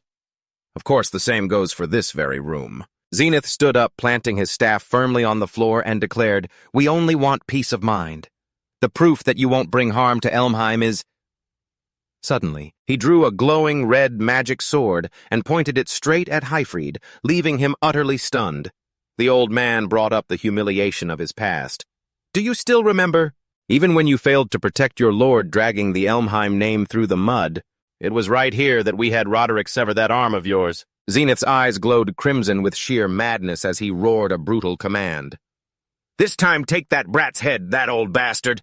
"Damn, this is way too cruel. They're supposed to be family. Yet he's such a heartless bastard." Faced with that cold-blooded demand, Aster stared in shock at his father's back. Yet Hyfrid stood as firm as a mountain, resolutely declaring, "I refuse. If I must execute my own son, I would rather end my own life." Hearing that absolute, unwavering declaration, Aster choked out, deeply moved, "Father." Zenith only smirked coldly. "Is that so? In that case..." He slammed his sword onto the stone floor as Zenith delivered a brutal death sentence. "Then you shall die. Your wife, your daughters, that brat. Everyone." He laughed maniacally, declaring proudly, "As of today, your house is officially wiped off the map." Instantly, the guards drew their swords and closed in, pointing their sharp blades at the necks of the father and son. In this life-or-death situation, Hyfrid could only grit his teeth in sheer frustration. Surrounded by a forest of blades, Aster suddenly spoke up, mocking him in a sarcastic tone. "Why are you so scared, Grand Elder?" The insolent question caught Zenith completely off guard. He widened his eyes and snarled, "What did you say?" "Surprised you, old bastard, haha." Without a single shred of fear, Aster continues to rub salt into the wounds of those in power. Even with blades pressed right against his neck, he defiantly declares, "If you're that terrified of being bitten by your own lapdog, then go ahead, exile me, execute me. Do whatever you want. But if you dare lay a finger on my family—" He tightly grips the front of his shirt, his eyes burning with a murderous glare. Catching his father's shocked expression, Aster silently whispers, "I'm sorry." "Father, it looks like I'm still not very good at keeping my mouth shut." With that, he tears his shirt open, exposing his bare back. The guards are so utterly petrified they can barely squeak out, "What? What is that?" The glowing crest on his back is a crimson emblem featuring 7 massive pairs of wings vividly clear and radiating a dark, ominous red magic. A heavy, malevolent aura smothers the room. Amidst the suffocating dread, Aster roars out his final warning, "When that day comes, these 7 wings will become the enemies of Elham. You'd better think twice. Dare to bully his family and your dead meat." The entire hall falls into shocked silence before exploding into endless whispers. What on earth is this? Could that really be the 7-winged crest? The elders can't help but be skeptical. Or is it just a fake? For hundreds of years, this crest has never once appeared on a human body. Zenith narrows his eyes at the glowing crimson mark on Aster's back and demands, "What is the meaning of this thing you are displaying? Do you even comprehend what it represents?" Facing the blades pressed against him, Aster calmly replies, "I do. Rumor has it that the more wings one has, the more attention they draw." Suddenly, a young man with blue hair sitting nearby bursts into hearty laughter. "Ah ha ha ha! Ah, my apologies. Please do carry on." Zenith lowers his voice, explaining the origins of the winged crest, which was originally an organ, while created by spirits on the human body to share mana. Through generations of inheritance, humans have deepened and developed that power, yet not a single soul has ever reached the 7-wing realm, except for the spirit race, the ancestors who birthed this power. Zenith's explanation leaves Aster deeply puzzled. "The spirit race. Does that mean I'm one of them?" The old man coldly adds, "Perhaps, assuming those 7 wings of yours are real." Refusing to get caught up in speculation about his origin, Aster firmly asserts, "I am a son of the Highfield family. My origin no longer matters." His eyes flare with a defiant challenge as he looks directly at those surrounding him. "What I want to know right now is, are you truly prepared to make an enemy out of me?" Thankfully, he stays sharp and doesn't let them lead him by the nose regarding his origins. He almost fell right into their trap. Analyzing the situation, Aster declares in a commanding voice, "Even if I am exiled from Elham, plenty of knights and nobles would gladly welcome someone bearing the 7-winged crest." He exposes the ruler's true fear of potential rebellion, and asserts that the only logical move is to keep him close. The power of the 7 wings is now like a mighty banner, one that could even surpass the influence of Duke Roderick. Looking at their pale, terrified faces, Aster coldly declares, "Even Elmham is not a unified family. A rebellion is inevitable." The Highfield family once witnessed a catastrophic civil war that dragged the entire kingdom into its vortex, and Aster knows all too well that history is bound to repeat itself. To protect himself and his family, he is willing to take the gamble and settle things once and for all right here and now. Staring at the glowing red mark on Aster's back, Zenith growls, "Do you really think you're worth that much?" The old man is backing down purely driven by his own greed and ambition.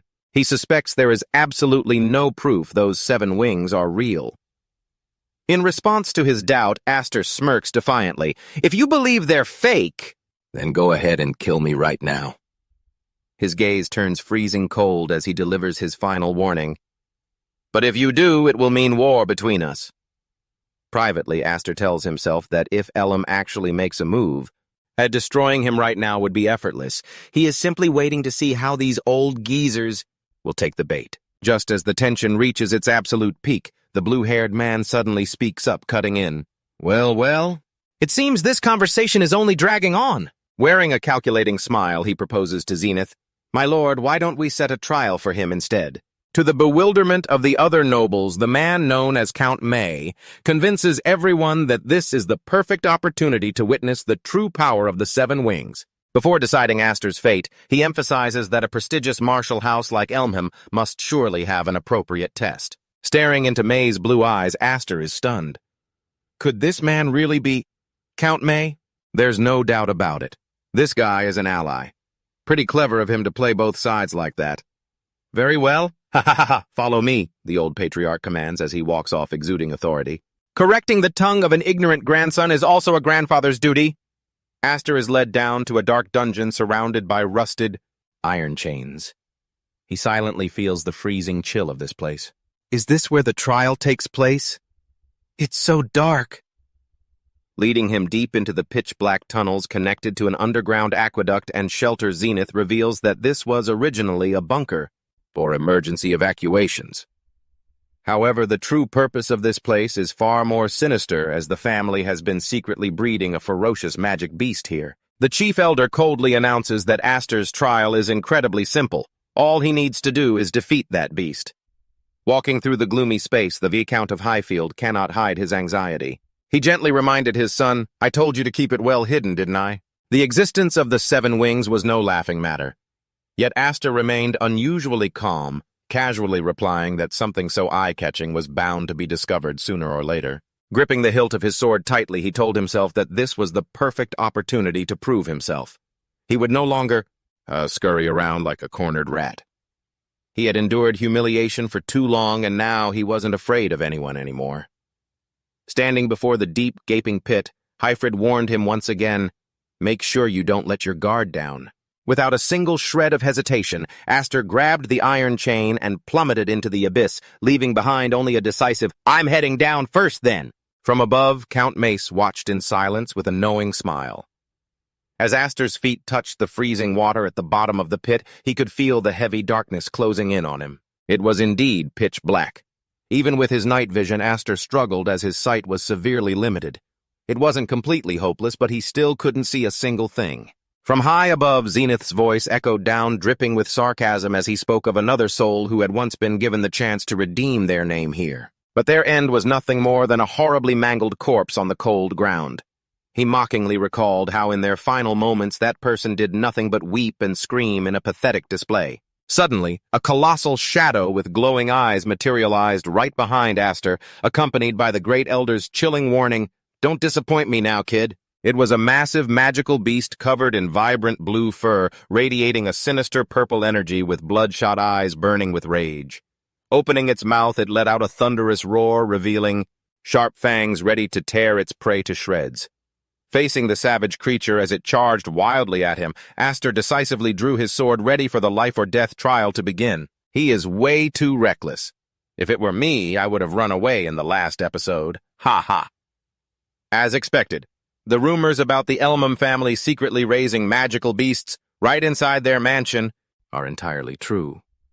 Facing the colossal monster, Aster couldn't help but pity himself for being born in such a crazy place where these sinister creatures dwell. Catching sight of the broken sword and the bloody hand of the previous failure, lying abandoned on the ground, Aster braced himself as the beast let out a terrifying roar and lunged with overwhelming murderous intent. However, he easily dodged its pounce. His flawless sword strikes sent the monster straight to its grave. But before he could even celebrate, a sudden twist occurred as dark purple tentacles burst from the beast's back. Aster gasped in shock. "What?" He was stunned to realize that this was no ordinary beast, but an immortal entity, a true undead. Witnessing this sinister sight from above, Viscount Highfield yelled in outrage, unable to comprehend why such a hideous thing was present in the mansion's dungeon. Zenith coldly explained that this creature was naturally drawn to the scent of blood and death, so he had kept it for his swordplay experiments. He casually revealed that it would never die whether slashed or burned, and its secret duty is to clean up the family's unwanted corpses. How horrifying! Is it a bottomless pit for disposing of bodies? Hyfrid retorted sharply, arguing that facing an undead monster was far too overwhelming even for the most seasoned knights. He demanded to know if Zenith was intentionally leaving the one who carried the title of the Seven Wings to die here. Zenith only sneered coldly, declaring that if Aster died, it would only prove he was a low-rate fraud and someone without wings. It wasn't even worth being used as an ornament. He casually added that even if Aster lost his life, he would still be useful and his death might actually be a more favorable outcome for his schemes. Standing behind the iron bars, Count Mace only watched in silence with a mysterious smile. Looking down from above, he thought to himself, "After boasting like that, you better not go and die so easily." Down in the dark pit, Aster swung his sword continuously, but he quickly realized something was wrong when his slashes seemed utterly useless. "No matter how many times I slash at it, I still don't feel any resistance at all." The monster was completely unfazed. In fact, its regeneration speed was so terrifying that it far exceeded normal undead.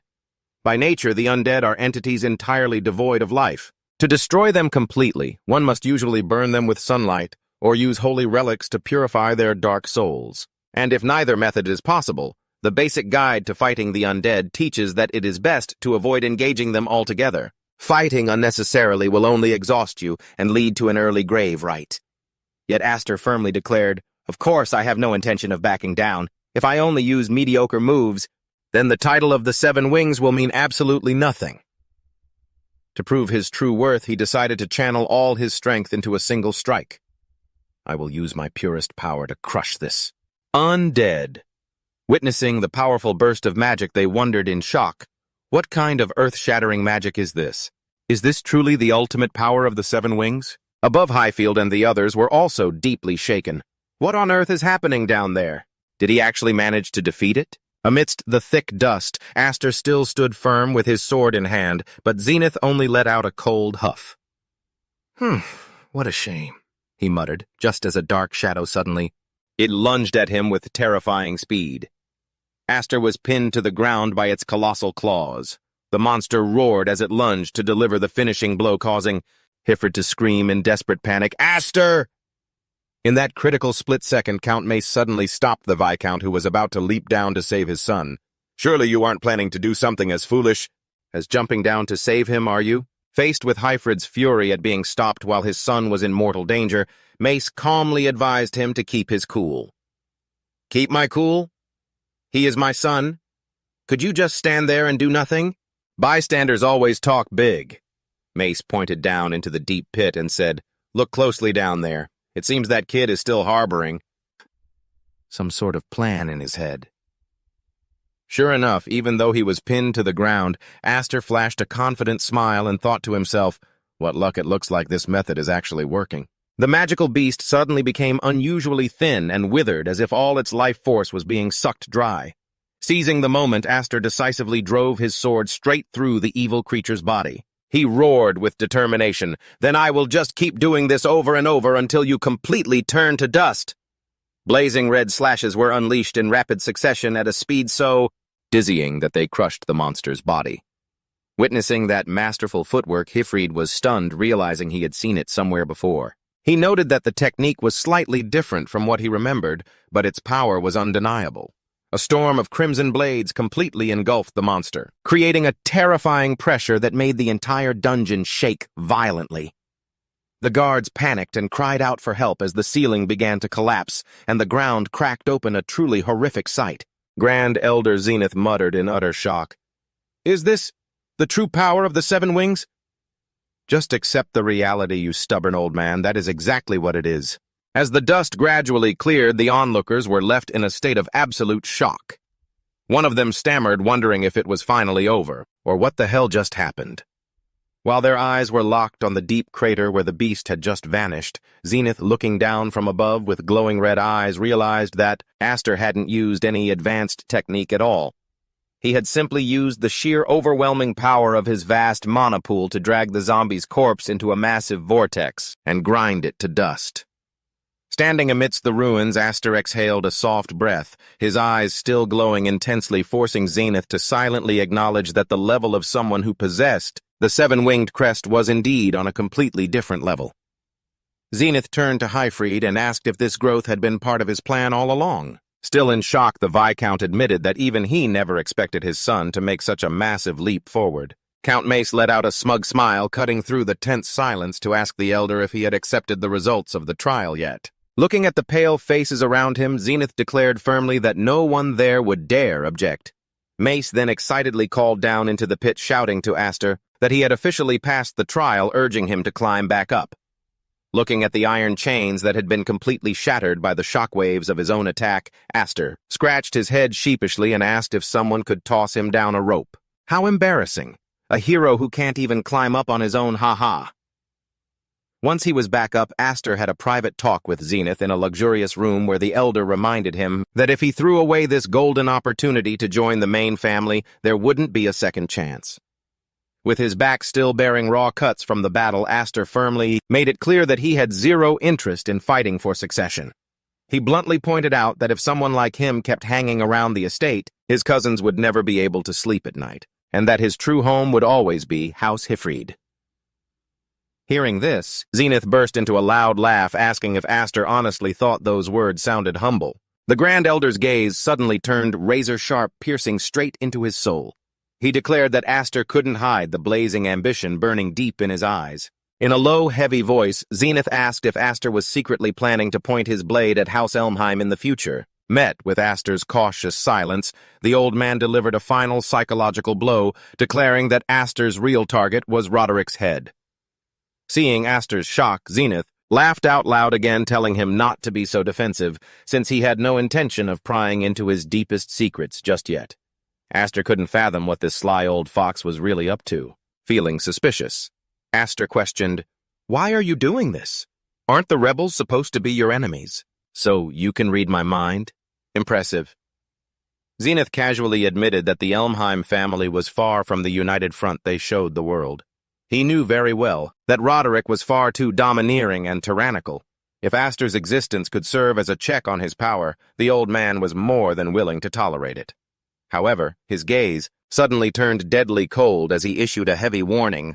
"But if the day comes when you dare to turn your fangs against me, I'm sure you already know just how horrific the consequences will be." Aster quietly slipped out the door, cursing under his breath.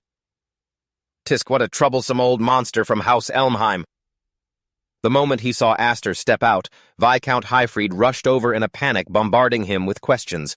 "Aster, are the two of you finished talking? What did he say to you?" Aster calmly explained that the Grand Elder wanted to induct him into the main house, but he had flatly rejected the offer. Hearing this, Hifrid was so shocked he froze on the spot, stammering, "You did what?" To the Viscount, throwing away a chance to enter the main house was an unbelievable waste. There is absolutely no reason to pass up such a golden opportunity. What an absolute pity! Count Mace approached from behind, reminding Aster that if he officially joined the main family, he would enjoy privileges, far greater than anything he had now. Aster narrowed his eyes at this mysterious blue-haired man and asked straight out, "You're Count Mace, aren't you? Mace, why did you make a proposal earlier that sounded like you were trying to help me?" His suspicion was met with a light, knowing chuckle. "What are you talking about? I just felt like teasing an arrogant brat like you." But just as quickly, Mace dropped his playful facade. He placed a hand on Aster's shoulder, his voice turning serious. "But jokes aside, starting today you have officially become a seven-winged bearer both in name and in reality." He forced Aster to look closely at his surroundings to understand the heavy weight and true value of the seven-winged crest he bore. Inside the luxurious hall, the eyes of the gathered nobles were locked onto him, dripping with all sorts of sinister calculations. Some lusted after it, whispering to themselves, "I must have it. It must be mine at all costs." Others, gripped by fear, wanted to destroy it. "We had better eliminate him before he becomes an obstacle." There were even those who saw him as nothing but a tool, thinking, "After all, he's just a child. There are plenty of ways for us to exploit him," as Mace whispered coldly into his ear. "We'd be better off getting rid of him. Some people might only see you as a tool, but after all, he's still just a kid, and there are plenty of ways we can use him," Maze coldly whispered in his ear. "Aster, let this be my final warning. From now on, the number of people targeting you is going to skyrocket. I have a feeling he's only going to get into more and more trouble from here on." Aster narrowed his eyes, looking at Count Mace with suspicion. "Are you one of those people too, my lord?" Faced with the boy's guarded stance, Count Mace calmly revealed his true identity as a member of the Knight Academy's council.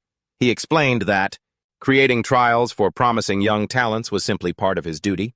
He then gestured subtly toward the old men standing over there who shared the same intention. Mace smiled enigmatically, expressing his anticipation for the day Aster would officially enter their academy.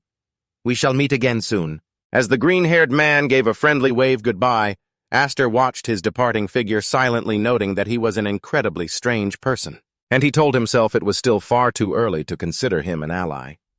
Viscount Highfried walked over, placing a hand on his son's shoulder, urging him to set off quickly so they could head back and tell his sisters all about today's excellent performance. Aster gave his father a faint smile in response, but in his heart, he was quietly worried that if his mother saw these wounds, she would surely faint. Meanwhile, at the main estate, a knight knelt before Roderick to report the shocking news. "Commander, we have received a report that Master Dallas died during the trial that Lord Zenith ordered the other day." Instead of grieving for his son's death, Roderick only coldly replied that he already knew, immediately shifting his attention back to the child of the Highfried family, who had just been summoned by the elders. He casually asked about Aster's fate, leaving the knight utterly dumbfounded, wondering if the Duke didn't care in the slightest about his own flesh and blood. To him, his own children were probably nothing but disposable tools with no regard for their life or death. "Go on, speak," Roderick commanded, his expression completely unchanged. The knight continued his report, stating that, as expected, the child indeed possessed the seven-winged crest, fearing that if this situation continued, the balance of power that had long been maintained within Elmheim might completely collapse. The knight then suggested whether they should take any preventive measures, but Roderick maintained his cold demeanor and flatly ordered, "Just leave him be." Sitting majestically in his seat of power, he asserted that if they were shaken by an obstacle of this level, then Elmheim would have been wiped out a long time ago. Sitting majestically on his throne, Roderick looked down coldly at the knight kneeling at his feet, casually declaring that there was no need to rush because sooner or later, those legendary wings would eventually fall into his hands anyway. To this ruthless duke, letting Aster survive on his own was nothing more than an entertaining game. Until then, just let him run wild and enjoy himself as much as he wants. Let's see how long the child who successfully escaped that day can manage to hold out. Roderick flashed a scheming smile, his blood-red eyes gleaming with possessiveness at the mention of the boy's old name, the child of the seven wings, Ash. So he already knew that Aster was the very child he had searched in vain for all those years ago. Time flew by. 4 years later, at the gates of the prestigious Dolocene Knight Academy, the atmosphere was livelier than ever as an announcement boomed over the speakers, requesting all applicants to quickly gather for registration. Amidst the bustling crowd, the appearance of a tall, dignified figure instantly caught everyone's curiosity, drawing whispers from all around. "Hey, isn't that famous person?" "No way. I heard rumors that he was supposed to be way more giant and heavily built." Ignoring the gossip, Aster walked up to the registration desk. The officer coldly pushed a waiver in front of him, emphasizing that the kingdom and the academy would not take any responsibility for any injuries or accidents during the exam. The guard then proceeded with a mandatory procedure. "Now show us your wing crest for inspection. We can't have anyone with insufficient mana sneaking in here." The officer flipped through the registry, but the moment he read the next name, he froze in utter shock. "All right, next is Aster F. Elmheim's crest." Under the official's astonished gaze, the 14-year-old youth smirked slightly, turning around slowly with his eyes gleaming with pride. Aster casually replied to the request. In a highly provocative tone, "You want me to show my crest?" "Well, my crest is in a rather private spot, so it's a bit hard to just show it off. Would it be all right if I just pass by using my face instead?" In the middle of the magnificent Knight Academy grounds, Aster had become the center of attention. A snobbish-looking young man approached and called out loudly, "Hey, I'm talking to you." "Yes, you, the one standing there with that smug look on your face?" He introduced himself as Vigo Smith and began to mock him. "You look like a complete nobody. I have no idea which prestigious family's young master you are, but didn't you come to the wrong place?" He pointed boastfully at the Academy's emblem, emphasizing that this place was reserved only for the absolute elite among knights. Vigo tilted his chin up and asked, "Do you even know what this is?" "This is the examination venue for the proud knight apprentices of the kingdom." In stark contrast to his agitation, Aster simply replied, "If that is the case, then there is no problem at all," and brushed past him as if he were nothing but thin air. Ignored, Vigo barked in frustration, "Hey, wait a second." He babbled on and on about how everyone here had to go through grueling, brutal training, always harboring the dream of walking the glorious path of the elite. "This guy, he might actually make a better teacher than a student, don't you think?" What a chatterbox! Looking down at Aster's weapon. Vigo sneered. And look at you carrying a tiny sword that looks like a kid's toy on your hip. This place is no playground for a wet-behind-the-ears swordsman like you. He waved his hand rudely to shoo him away. Seriously, if you just came here to sightsee, you should head home. Get lost and fast. Smith's bullying of the newcomer did not escape the eyes of the other candidates, who remarked with a sigh, "There he goes again." Smith, the guy who always picks on the newbies. He pulls that same stunt every year. Doesn't he ever get tired of it? However, another candidate noticed something unusual. Lowering his voice, he warned his friend, but more importantly, isn't the guy he is picking on the rumored member of the Elmham family? Did you know that is the rumored Aster of the Seven Wings? This news left the other young man utterly stunned. Huh, 7 wings. Right at that moment, a figure approached from behind, speaking in a smug, sarcastic tone. Well, I was wondering who this was. Turns out it is none other than my dear cousin Aster. Great, another annoying fly buzzing in his ear. How exhausting. Aster turned to look at the speaker, his eyes narrowing warily. It was Gurion, another member of the main Elmham family. Wearing a fake smile, he approached and spoke, "It has been a long time, cousin." He casually mocked Aster's ambiguous origins, since no one knew exactly when or where he was born. So allow me the liberty of calling you my cousin, all right? Yet in the face of that attitude, Aster remained calm and brought up Dallas. As for Dallas, I am deeply sorry. However, Gurion immediately brushed it off with a look of utter disdain. He insisted, "No, do not worry about it. A disgrace to the family like him deserved to die." He could not even hide his satisfaction. To be honest, I actually feel relieved now that he is gone. Gurion continued to vent about his late brother, claiming that Dallas was nothing but a bossy, arrogant nuisance. But immediately after, his tone turned threatening. "I do not care if you are of the 7 Wings or whatever, but you had better not look down on those of the main family." He turned on his heel and walked away, leaving a chilling warning, because in this place, there will be no one left to protect you. The presence of the 2 members of the Elmham family made the surrounding candidates worry about their own luck. Running into heavy hitters like this, our only hope is to gang up on them. The crowd began to whisper about the underlying conflict between the main and branch families of the legendary Martial God clan, everyone fearing they might get dragged into this mess. In the midst of that, another candidate timidly approached Aster and asked, "Wait, are you?" "No, actually, it must be you." You are from the Elmham family, right?" Aster smiled slightly politely, shook his hand, and replied, "You can just call me Aster Sr." Meanwhile, the venue for the first round was quickly announced. In a solemn atmosphere, a commander standing on high formally congratulated the candidates who had worked hard to be there. He began his passionate speech. "First, I want to express my gratitude for your courage and patriotism." The commander emphasized the gap in status between the royal knights and those country knights from the provinces, declaring that they were the ones who served the king. With his fist clenched tightly against his chest, he roared, "We are the proud swords! Ready to sacrifice our lives in battle. We have no place for dull, useless swords." I guess every newcomer gets to hear some of their propaganda. Every school is like that, huh? Treat today's exam as a real battlefield and show us your true worth to the absolute fullest. The shout of the commander echoed through the arena. Standing among the crowd of candidates, Aster smirked, thinking those words were ridiculous, yet an indescribable emotion welled up inside him, as he had finally made it back to this place. The path to becoming a royal knight, something he was not even allowed to touch back when he was wingless. Behind this door lay the world of the strong which he could never reach in his past life, and the one who still reigned at the very top of that world was none other than the Grand Commander of the Royal Knights, Roderick Elmham.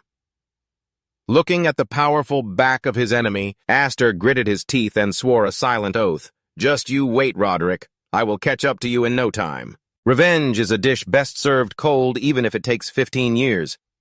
He had to play the long game to achieve his ambition. The first thing he had to do was pass this grueling selection exam. A loud announcement over the loudspeaker cut through his thoughts. "All right, let us begin. And here is the first exam."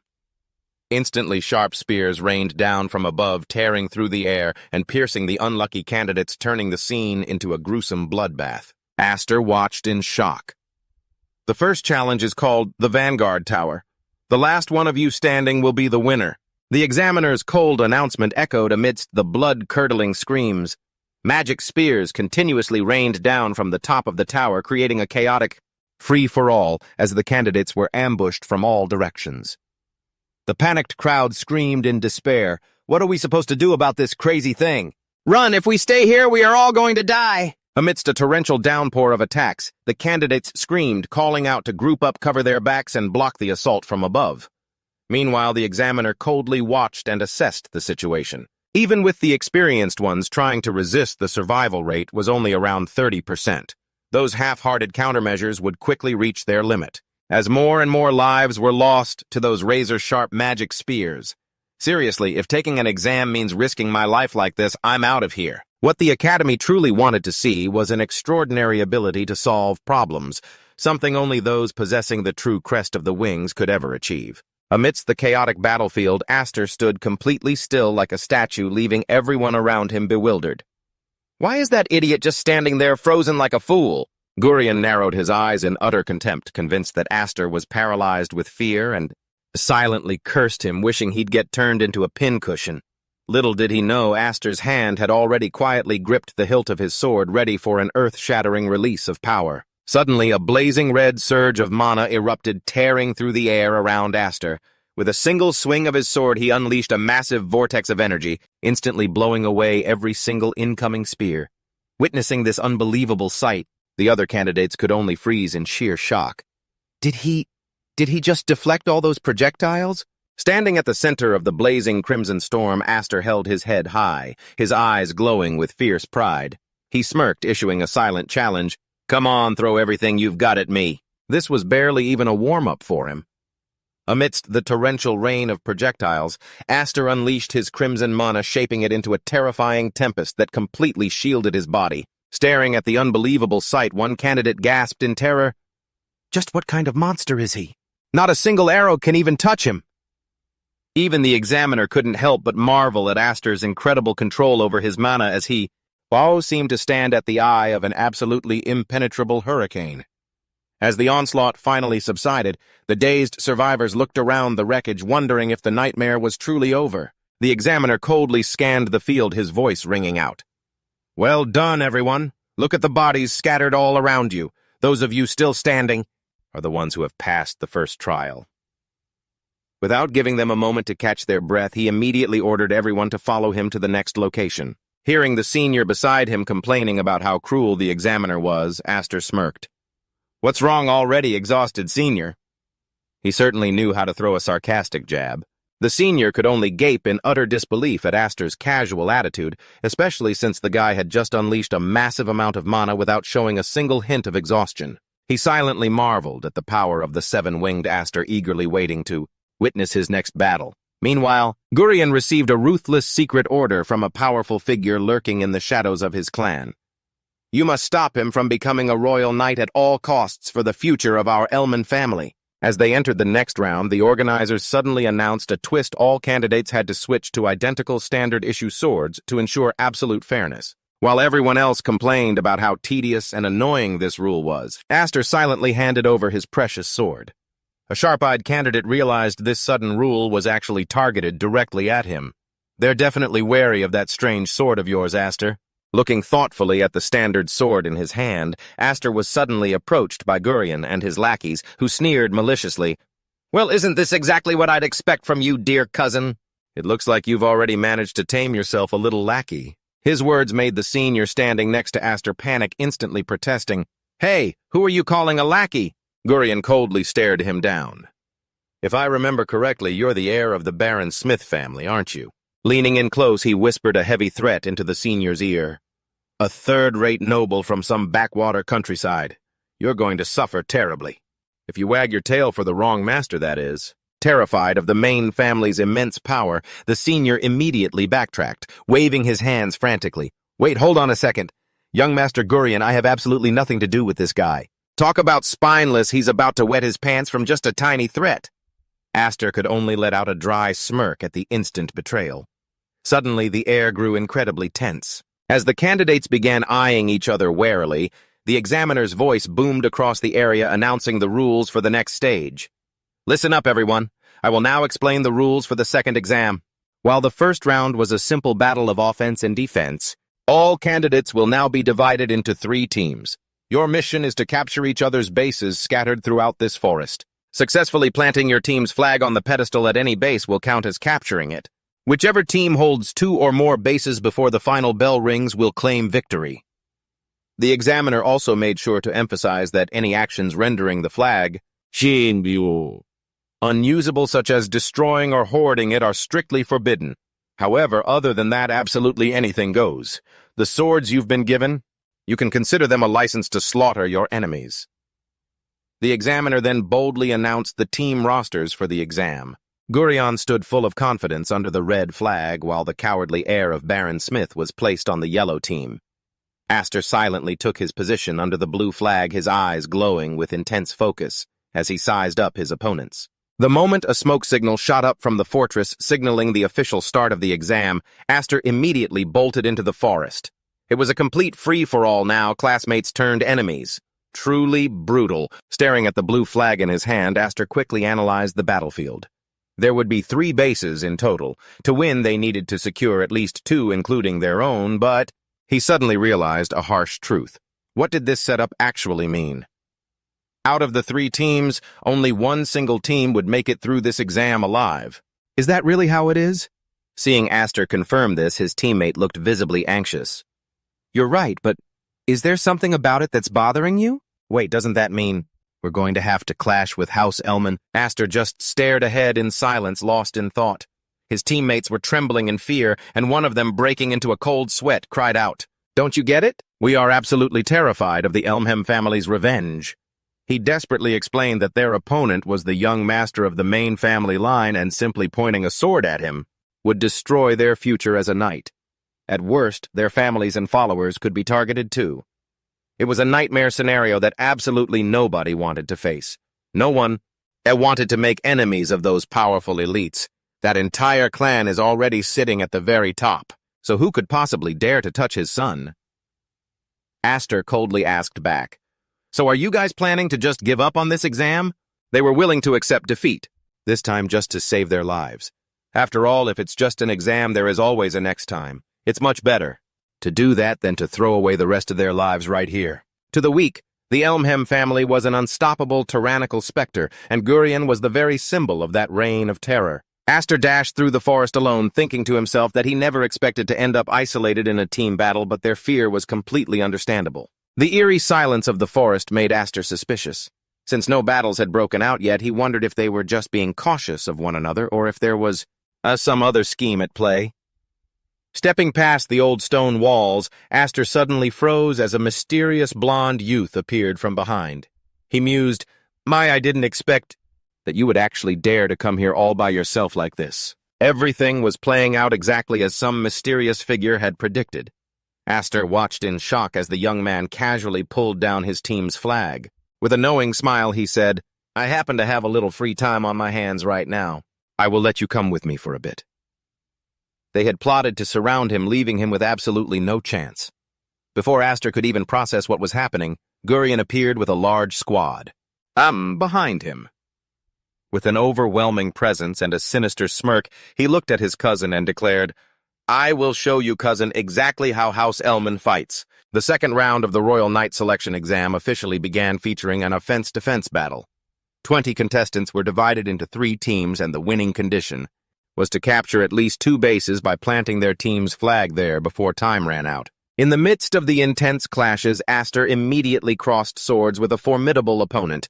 Defending against the powerful strikes, he asked, "Aren't you on the yellow team?" Aster looked suspiciously at the blonde youth in front of him. "Then why are you planting a red flag?" The youth with cold blue eyes replied nonchalantly, "It's simple. Because we've formed an alliance. An alliance between me and House Elmer." This was Christopher Nolan, the bearer of the 5-star badge and the heir of the prestigious Nolan family, the creators of royal swordsmanship. Although overshadowed by Aster's 7-star brilliance in round 1, only 2 people had actually passed that challenge without even breaking a sweat: Aster and Nolan. This 5-star guy is actually no joke. Let's see how long he can keep this up. Both of them were considered rare, unpolished gems among the knights, but unfortunately they couldn't pass this round together. Blocking his opponent, Aster demanded, "An alliance? Do you even understand what you're doing? Even if you do that, only one team can win." Nolan casually admitted that fact and dropped a shocking decision. "Exactly. That's why I decided to let the main house win." While overwhelming Aster with his sword, he revealed their ruthless plan. "Right now, my teammates and the Elmham family are probably attacking your base as we speak." Nolan explained that if they opposed them, the families of the other contestants would be in danger because of Gurian's threats. He coldly asserted that no one is foolish enough to stand in front of a speeding carriage, knowing full well they would be run over. To him, the noble knightly order was a strictly hierarchical society, and this was simply the natural way for those of noble blood to behave, to protect their own interests. At the moment of their powerful clash, Aster gritted his teeth and braced himself. Damn it! But a sharp crack rang out, and to his horror he saw cracks spreading. Watching his standard-issue sword slowly crumble, Aster stood in disbelief, questioning himself. This sword! It really is strange. Could that examiner have handed me a defective one? Are you really that slow, just realizing it now? You're way too naive. Nolan swung his sword dominantly, declaring, "This is strictly a one-on-one duel between the two of us." He didn't hesitate to express his disdain for the Elmham family, and especially show-offs like Aster. The moment his standard-issue sword shattered, Aster gasped in shock. What? But instead of backing down, he quickly caught a sharp fragment, infused it with a glowing red magic, and launched a sudden counterattack, forcing Nolan to gasp in surprise. Taking advantage of his stunned opponent, Aster immediately spun around and fled the battlefield. Nolan roared in anger and gave chase. "What you think you can run, you bastard? Get back here!" ignoring the insults. Aster roared with determination. "I'll deal with you later. Before that, I have someone else I need to deal with urgently." Watching Aster walk away, Nolan sneered, thinking Aster was scared out of his wits, and called him a disgrace. A disgrace to the knights! Nolan picked up a broken sword fragment from the ground and realized its quality was pathetic even for cheap gear. "So that's how it is," he muttered to himself. "This is definitely the Elman clan's doing. How dare they play dirty just to ruin the fun?" Meanwhile, Aster ran back to his camp. He called out in a panic, "Smith, are you okay?" "Oh no. Where did everyone go so much for getting help?" From the top of the ramparts, Gurian appeared with a smug, mocking smile. "You got here faster than I expected, cousin. That Nolan guy couldn't buy me any time at all, could he?" Gurian sneered, mentioning how Nolan had confidently bragged that he could handle it alone, making Gurian actually look forward to it. Then Gurian casually announced that his team had just captured the third base, declaring it absolute dominance. Aster grit his teeth, his eyes blazing with fury as he saw his teammates lying unconscious all over the ground. He growled at Gurian. "What did you do to my teammates?" Gurian smirked at the scene just as a cold blade suddenly pressed against Aster's back. The one holding it was none other than Smith. The senior who was flattering him just moments ago had now despicably turned on him. "Oh, that? Hey, don't blame me." Backing away, he made excuses for his betrayal. "I told you from the start I wouldn't follow you, didn't I? There's no way I'm teaming up with a fool who dares to go against the Elman clan." Standing on the high ramparts, Gurian burst into booming laughter, mocking his cousin's isolation. "Ha ha ha. Those guys didn't even bother to put up a fight." He looked down at Aster with utter contempt and added, "Even country bumpkins have enough brains to know which side they should stand on." Aster remained eerily calm. He asked back in a low, cold voice, "Do you really think that just having numbers is enough to defeat me?" Gurian smirked with absolute confidence. No, you've got it all wrong. Cousin, I've already won." "A bit too cocky, aren't you? You're just all bark and no bite." He casually reminded Aster of the rules, pointing out that the winning condition of this offense and defense battle was to hold 2 or more bases by the time the competition ended. Gurian exposed Aster's hopeless situation. "Even if you run yourself ragged trying to plant flags at other bases right now, you don't have enough people left to guard those flags." He smugly laid out Aster's defeat, saying his team would just wait for Aster to leave, then stroll over to the other base and replace his flag with a red one. Holding up 2 fingers, he asserted, "We only need at least 2 bases. As long as we hold them, we win." Aster's gaze suddenly turned razor-sharp as he coldly declared, "Then I'll make sure." "You can't pull off that plan by taking down every single one of you right here." The sheer bloodlust radiating from him made Gurian's lackeys tremble in terror. However, Gurian remained incredibly smug. He laughed mockingly. "You're just bluffing. That sword of yours is completely useless now, isn't it?" He pointed down at the shattered fragments of the standard-issue sword scattered on the ground. Even if you had 7 wings without a weapon, you're nothing but a bird with its wings clipped. But hey, even penguins are still birds, right? Ha ha! Gurion continued to provoke him. Or are you actually planning to fight all of us here all by yourself? Looking at the broken sword in his hand, Aster smirked slightly. Impressive. Let's see. He let go without hesitation, letting the remaining shattered blade fall to the ground, leaving Smith, completely shocked and baffled by his bizarre action. Aster stared straight at his enemy and admitted, "You planned things out much better than I expected." Gurion screamed triumphantly in his mind, "I've definitely won!" as he saw Aster's weapon completely shattered. Yet Aster's eyes still gleamed with a mysterious light as if he was preparing to unleash one final trump card to turn the tables. But right at the moment, the traitor was about to strike. Aster suddenly dodged with incredible speed, delivering a thunderous kick that sent him flying. "That'll teach you to act tough, you poser." Before his opponents could even react, Aster turned into a blazing red streak, charging through the encirclement with overwhelming power. His lightning-fast magic slashes sent Gurion's lackeys crashing to the ground in an instant. Standing amidst the devastation, Aster looked up at the ramparts and declared, "But even so, you made a big mistake by daring to stand against me." Talk about winning bare-handed. Aster's eyes blazed with bloodlust as he growled, "Because you just love sticking your nose into other people's business. You're going to pay the price." Gurion backed away in horror, trembling as he cursed Aster for being a monster. Ignoring the distance, Aster stomped his foot and launched himself into the air like a blazing red arrow. Witnessing this absurd sight, Gurion screamed in terror, "No way is he actually flying straight at me!" In the blink of an eye, Aster closed the distance, his cold breath brushing against his opponent's face. "You're way too slow." A powerful blow left Gurion breathless, only able to let out painful groans. In that moment, memories of the first time he flew as a newborn baby suddenly rushed back to Aster. He could clearly feel the infinite power of mastering magic, the wonderful feeling that wings brought him. Aster grabbed Gurion's collar, slamming him hard against the solid stone wall. Looking down at his trembling enemy, begging him to stop, Aster casually realized the wall that once seemed so grand was now so fragile before his strength. It was as if he had just unlocked yet another level of his power. "But to me it's nothing," Aster smirked with disdain. An earth-shattering magical explosion erupted, leaving the candidates standing below completely bewildered, clueless as to what was happening. Trembling in sheer terror, they asked themselves what kind of monstrous fighting that was. What on earth is wrong with those two? Through the thick, swirling dust, Aster's towering figure emerged from the ruined archway, coldly dragging his battered body. With Gurion completely defenseless on the ground like a broken toy, Aster stared blankly ahead and walked right past the stunned crowd without sparing them a single glance. He decisively let go, tossing the defeated loser onto the cold ground, leaving Gurion to groan in agony. "Ugh, it hurts so bad. Honestly, if it were me, I would have thrashed him a few more times. You didn't complain like this when you were the one beating and bullying people." Even in miserable defeat, Gurion tried to use the last of his strength to order those around him. "What are you idiots just standing there staring for? Get over here and kill this bastard right now!" he screamed maniacally, using his family name to threaten them. "This is an order from a member of the Elmham family." Under that heavy pressure, Smith frantically rushed over to pick up a sword from the ground, swearing under his breath in sheer panic. "Damn it all!" Seeing right through the weakness of the crowd in front of him, Aster coldly questioned them.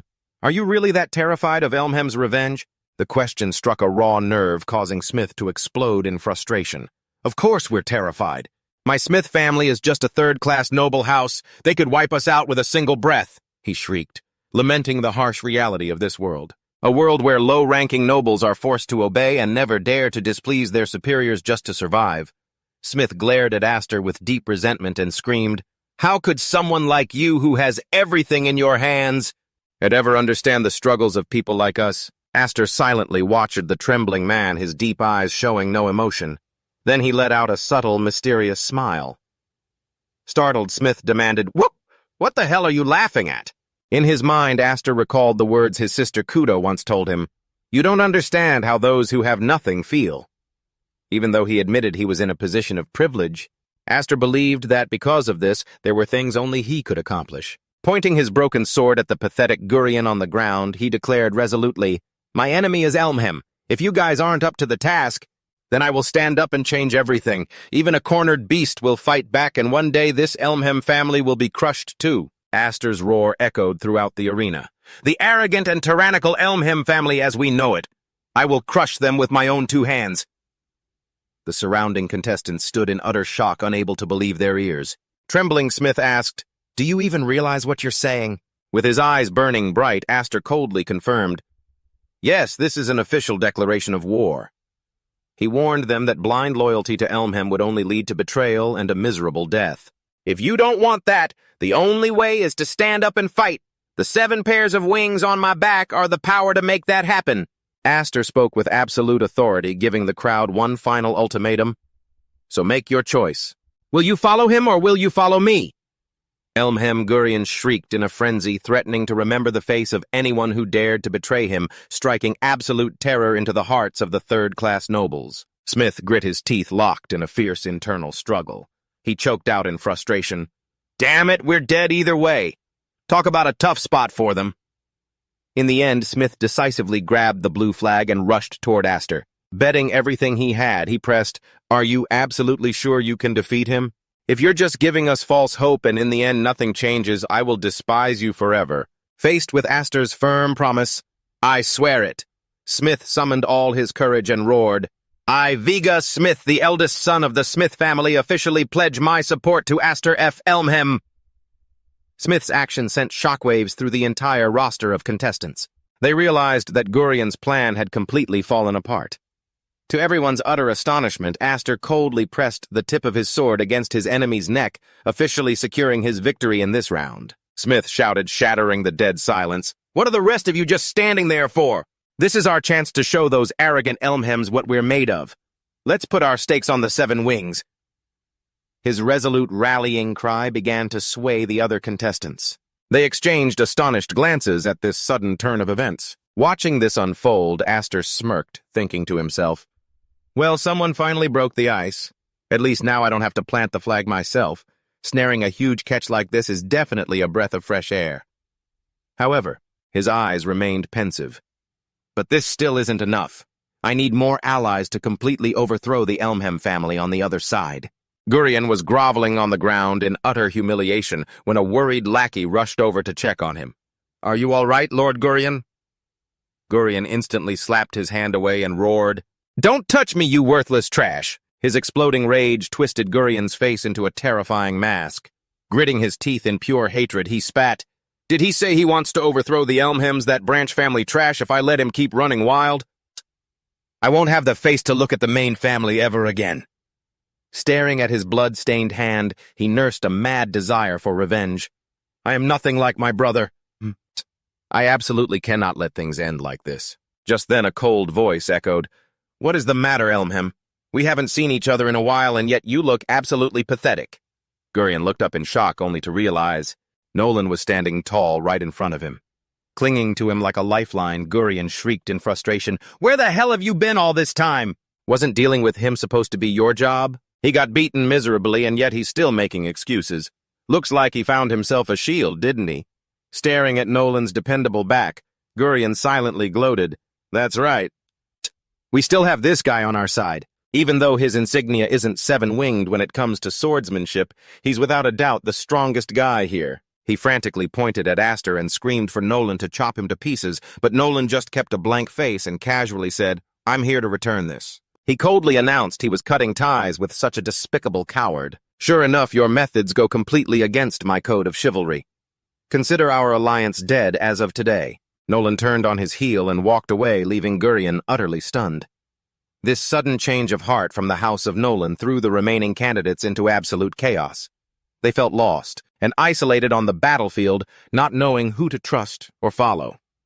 Coldly stepping toward Aster, Nolan firmly declared that there was no room for running away in this exam. "In this exam, don't tell me you actually thought you could pass without settling things with me first." He wanted to use the proud swordsmanship of the House of Nolan to test his true strength against Aster's 7-winged power.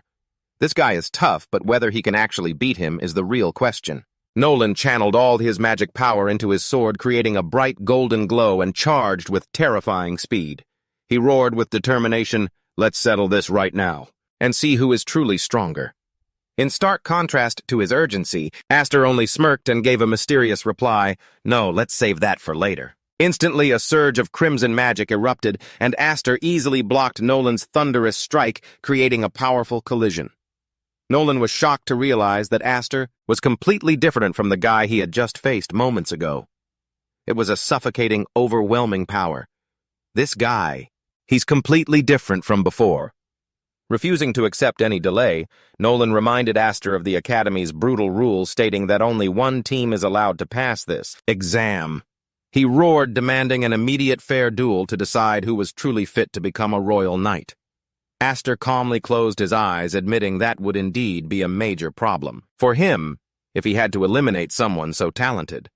He left Nolan absolutely speechless with shock when he loudly declared, "Nolan, I want you to become a royal knight too." Aster explained that after rallying everyone to defeat the Elmham family, letting an ally drop out just because they were on different teams would be terrible. With a confident and calculating smile, Aster firmly asserted, "I already have a plan to get everyone here to pass." Well, passing would be awesome. Why bother wearing ourselves out competing? Ha ha. Nolan and the other candidates stood there dumbfounded, unable to believe their ears at the crazy idea Aster had just blurted out. Standing amid the ruins, Aster asserted that while he wasn't completely sure, he was fairly confident, as long as everyone cooperated. Looking down at Gurion, who was kneeling miserably, he began his first step to turn the tide. Aster reached his hand out in front of the very guy who wanted to kill him moments ago and coldly said, "Let's make peace, Gurion." Right after that, an unprecedented sight unfolded at Outpost 3. The three sashes representing the blue, red, and yellow teams were tied tightly together and fluttered side by side atop the tower. Witnessing this bizarre sight, the examiner roared in anger, accusing these candidates of not even knowing how to plant the flags according to the rules. Aster calmly explained that the rules only required capturing 2 or more bases, but there was never any rule forbidding multiple teams from planting their flags at the same main outpost. Therefore, all 3 teams decided to form an alliance to capture all the bases together. He had successfully found a loophole. This must have made the examiner absolutely fuming. Livid with rage, the examiner bellowed that Aster was making a mockery of the exam, demanding to know if he intended to hold hands with the enemy instead of crushing them in accordance with the true spirit of knighthood. He roared about the ideal that a knight must be the sword of the nation and threatened to fail every single candidate here for this ridiculous stunt. Unfazed, Aster challenged him, asking if he was abusing his authority to fail candidates who hadn't broken a single rule. He stepped closer and whispered a heavy warning into the examiner's ear. If everyone was failed, this way would the main Elmham family just sit idly by? When they see their own people disqualified so unfairly, the threat struck a nerve, leaving the examiner speechless in absolute frustration. The entire group was then escorted to a closed room where they had to wait standing for one incredibly tense hour. Smith paced anxiously, terrified they would all end up failing for some stupid reason after the wild stunt they just pulled. In contrast to his teammates' anxiety, Aster remained calm. He figured that at least this action showed them that this matter was actually worth discussing. Besides, if they failed everyone, who would the instructors even teach? Seeing that Gurion had finally agreed to cooperate, Smith curiously asked Aster what he had said to tame that arrogant young master. But he only got a mysterious smile in response. Suddenly, the large doors swung open and a knight loudly called for everyone's attention as Headmaster Mimia was about to announce the exam results. An elderly man with a commanding presence stepped in, demanding that everyone listen carefully to what he was about to say. Observing the middle-aged man walking closer, Aster wondered to himself, is that the headmaster? Noting his somewhat simple appearance, Aster casually thought, he just looks like any other old man. Pretty ordinary, right? His disrespectful remark was immediately scolded by the person next to him for being way too rude. Mimia stopped in his tracks, stared straight at Aster and asked, "You are Aster?" "Correct." He admitted that because of Aster's stunt, the council had been forced to make an extremely difficult decision as accepting so many candidates. At the same time, like this was completely unprecedented.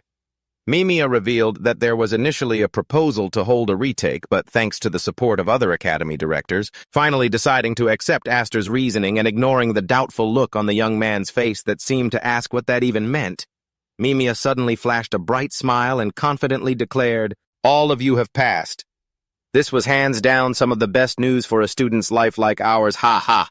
Immediately, the entire room erupted into cheers of pure joy. Smith and the other candidates couldn't hide their happiness upon learning they had officially become Academy students. Mimia reminded everyone to keep putting in even more effort to prove that the Academy's decision today was not a mistake. He solemnly offered his congratulations and warmly welcomed all the new recruits to the Knight Academy of the Dorison Kingdom. A collective shout of sheer relief echoed through the night, marking a fresh start for Aster's journey here. Having pulled off a miracle in the entrance exam, Aster, along with the other candidates, enjoyed a rare moment of relaxation in the Academy's massive hot springs. Soaking in the water, Smith cheered in pure bliss. "Man, now this is the life. The food is amazing, the bath is huge, and we owe it all to Master Aster." The other candidates chimed in with excitement, some even declaring they would follow Boss Aster for the rest of their lives. Meanwhile, Aster just quietly enjoyed the warm water, thinking to himself that the most important thing was that they actually dared to stand up against the Elmham family and officially became knight candidates.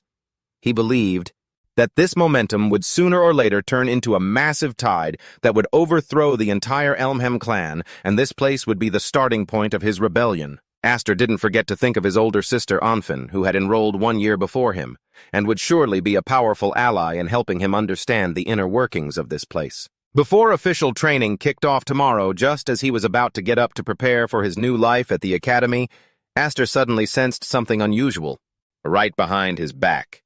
He turned around in shock and gasped in panic when he saw the crowd of candidates gathered together, staring intently at the crest on his back with worshipful eyes. "Hey, what on earth are you guys doing?" As it turned out, this crowd believed that a living 7-pointed crest was an incredibly powerful good luck charm, so they were crowding around him to leech some of his good fortune.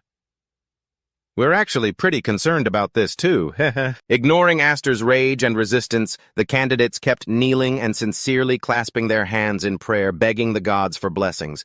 Aster could only roar in absolute helplessness at the ridiculous actions of his new comrades, insisting that such lucky things would never happen. Meanwhile, in a dark corner of the castle, a mysterious woman, Sho, stood on the balcony, coldly expressing her disappointment to Gryan, who was kneeling at her feet. She mocked him, saying that instead of taking down the 7-pointed child, he allowed himself to be subdued and return empty-handed in a pathetic manner. Helen Elmham glared down at Gryan, kneeling at her feet, her voice dripping with rage as she growled, "I heard you even let him declare that he will crush the Elmhams you stood by and watched while taking such humiliation." Gryan trembled, begging in fear. "I am so sorry, Mother. I will definitely make up for this mistake. Next time I will meet your expectations, Mother." But a brutal kick cut him off. Helen coldly declared, "There won't be a next time for a piece of trash like you. They say even a vicious tiger won't eat its own cubs, right? But this woman must be a demon in human skin." She continued her bitter insults. "A useless and filthy piece of trash like you is better off being chopped up with the offal at the slaughterhouse and fed to the magic beasts." Right then, Liliana Elmham appeared. She casually walked over, stomped on her dying brother, and sneered, "Just like that weakling Dallas." Gryan groaned in agony, trying to cling to the last shred of hope. "Ugh, please, I'll do anything, sister, just not that." However, his plea was met with nothing but merciless kicks from his own sister. Sprawled on the ground, his face covered in blood, Gryan gnashed his teeth in despair and burning hatred. "Damn it, it's all his fault! It's all because of him!" He blamed everything on Aster, the one who had dragged him into this nightmare. Suddenly, Aster's calculated offer during the exam flashed in his mind. "Work with me, Gryan." It would look really bad if you went back empty-handed like this. "Wouldn't it?" Just as Aster had predicted, Gryan was now treated as worse than a dirty rag in his own household. Seeing Gryan's bewildered face, Aster had mocked the scenario of him reporting to his family that he got outsmarted by a piece of trash from a branch family and failed the exam. Leaning close to his ear, with threatening, glowing eyes, Aster whispered, "Just imagine if that reached the ears of the main house's great elder. You'd definitely be executed right." Staring at Gryan's face, pale with sheer terror, Aster rubbed salt in his deep fear. "I've already seen how Dallas ended up. How pathetic. That's no way for a human being to die."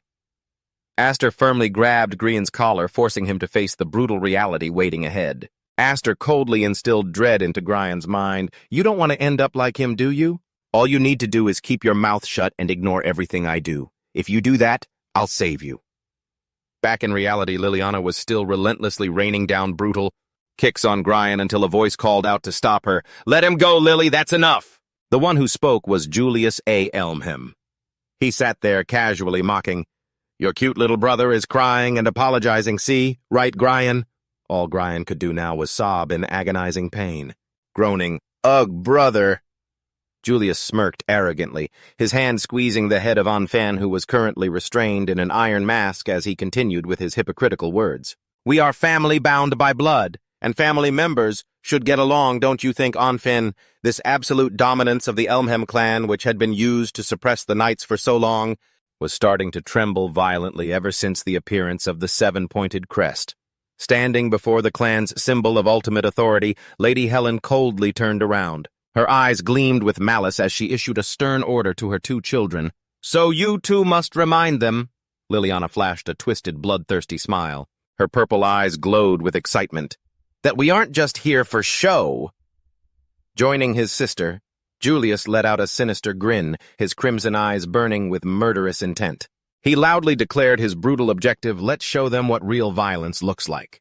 You are the prestigious royal knights, or rather the candidates chosen for that role. Amidst the training ground lined with towering pillars, crowds of candidates were training relentlessly, searching for a chance to change their lives. A true royal knight is a member of the elite who completely overwhelms everyone else in battle. Of course, when it comes to strategy and every other field, if you crave to join their ranks, you must prove you are someone truly special.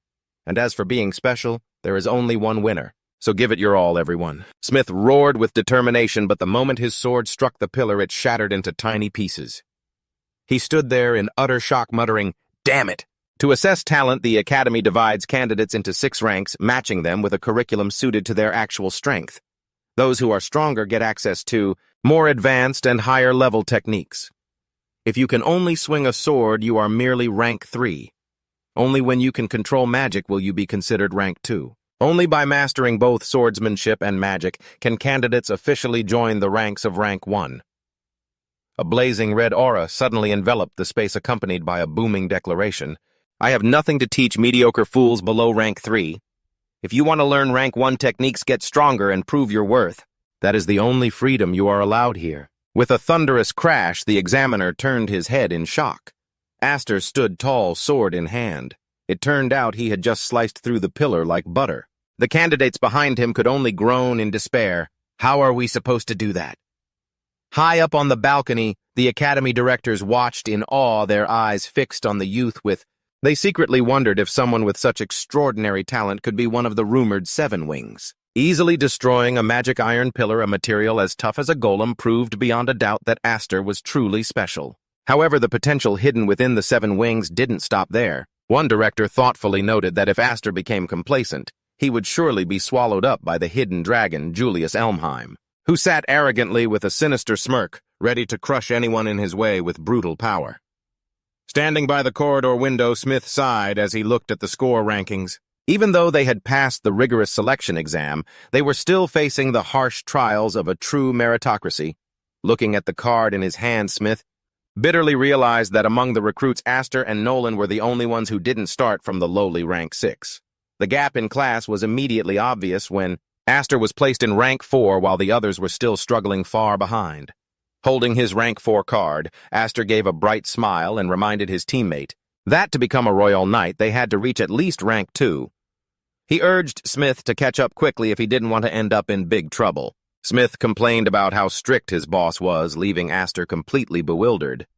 Boss, Smith seriously recalled Aster's declaration of war to crush the Elmheim family, which had sparked hope in so many people for a real change in their current reality.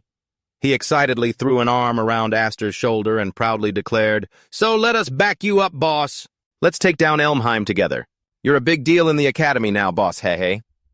Aster resolved to become even stronger to achieve his sole goal, crushing the Elmheim family. While he was lost in thought, his growling stomach suddenly pulled him back to reality. Smith grabbed his arm to go look for food. First, we gotta get some food. I won't survive the afternoon practice on an empty stomach. The moment they reached the hall, they were surprised to see a crowd of anxious recruits gathered. Aster wondered, "What's going on? Why is everyone standing around here?" Seeing Aster arrive, the panicked recruits cried out, "Ah, Aster is here. We've got big trouble, man. The Elmheim family is here." A strange, sarcastic voice called out from inside, "Oh, so you're Aster!" A young man casually munching on bread looked at Aster with a challenging gaze. "Since you took so long to get here, I went ahead and started enjoying this batch first." Aster stood frozen in shock as he realized Julius and Lillian were sitting arrogantly up ahead, while Julius was casually stepping on a poor soul lying flat on the ground. Smith asked in shock, "His siblings? So that means he's also from the main family?" Aster confirmed in a low voice. "Yeah, they're like ants, there are tons of them. That is Julius Elmheim, the second son and second in line of succession to the main family along with his younger sister Lillian. This tyrannical duo is known as the most savage, and cruel in the entire Elmheim family. Wherever they go, they leave only destruction behind, willing to ruthlessly crush anyone in their way without a second thought, instilling terror in anyone who opposes them." Aster thought to himself that he had completely forgotten about the presence of these two dangerous individuals at the academy. Lillian looked at Aster with an amused gaze. "Hey, you've got a pretty cute face." She casually stepped over the groaning body on the ground and sneered, "So unlike this dumb, ugly, boring little brother lying here." Seeing the strange iron mask on the defeated boy's face, Smith asked in horror, "What's up with that creepy mask?" Aster coldly explained, "That's the iron shackle, a disciplinary tool of the Elmheim family used to punish those who fall behind. In his past life, he had been a victim of their torture too." Julius smirked, stepping heavily on Grian's head as he insulted him.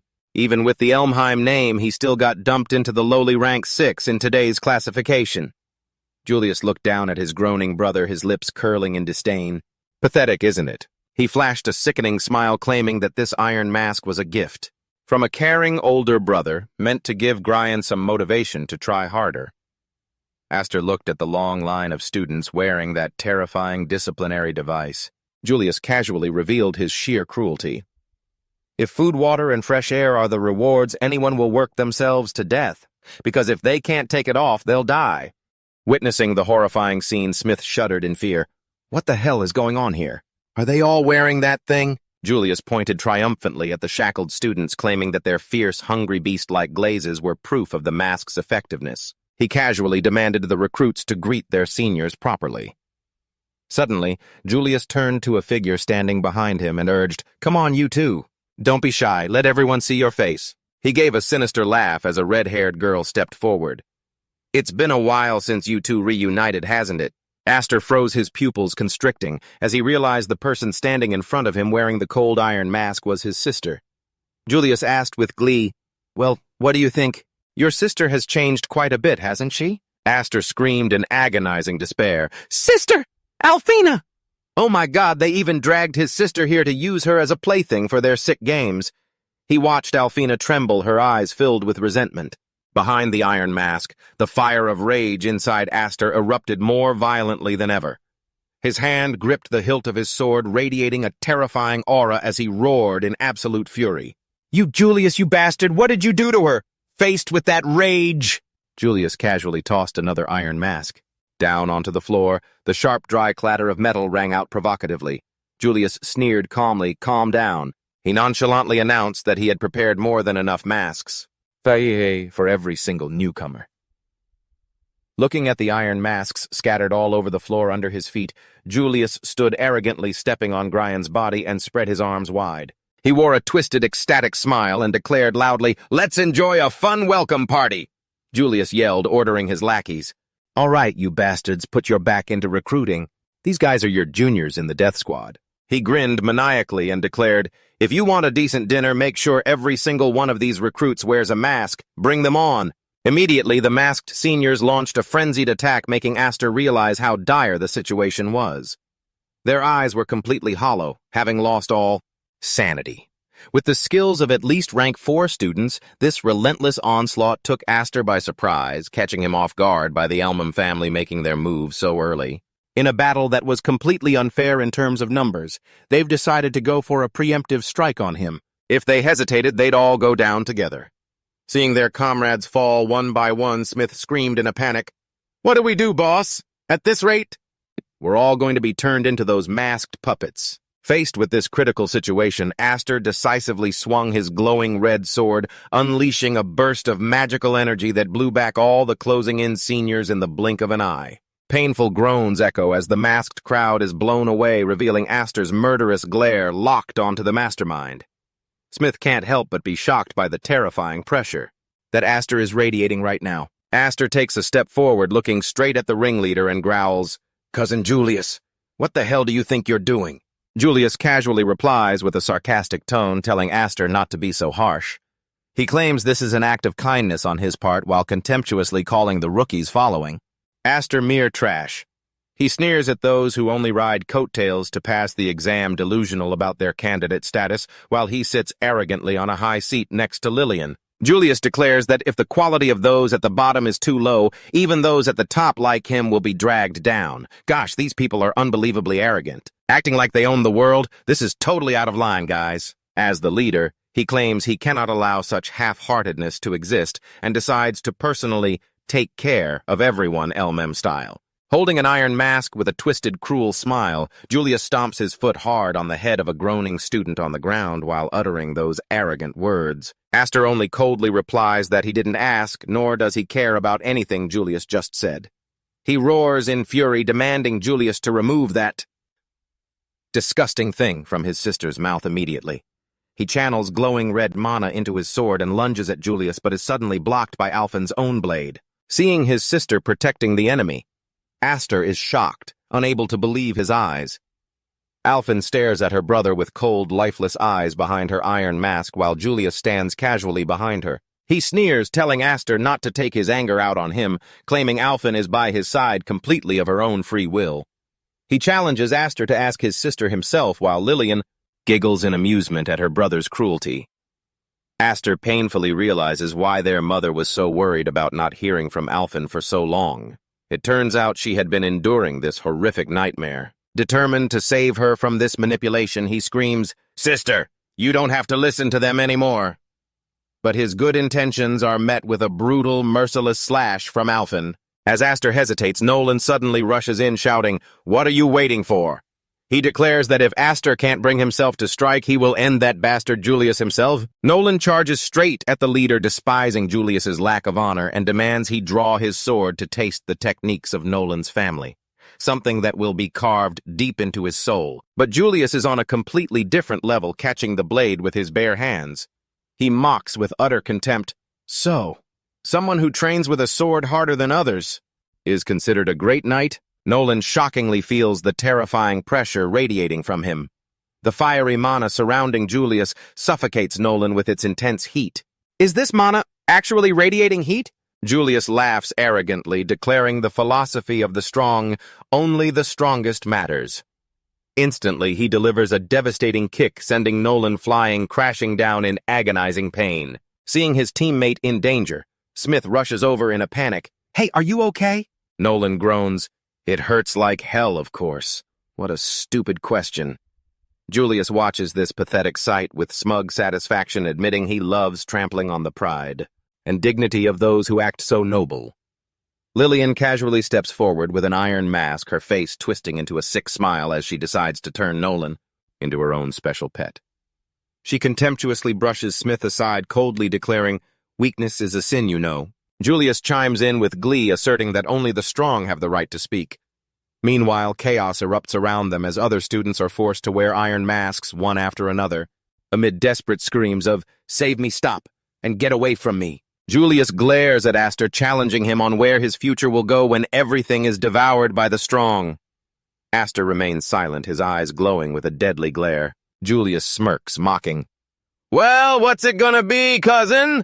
Instantly, Aster roars and charges like a blazing red whirlwind, a world-shattering magical collision exploding as Aster pours all his strength into a single slash.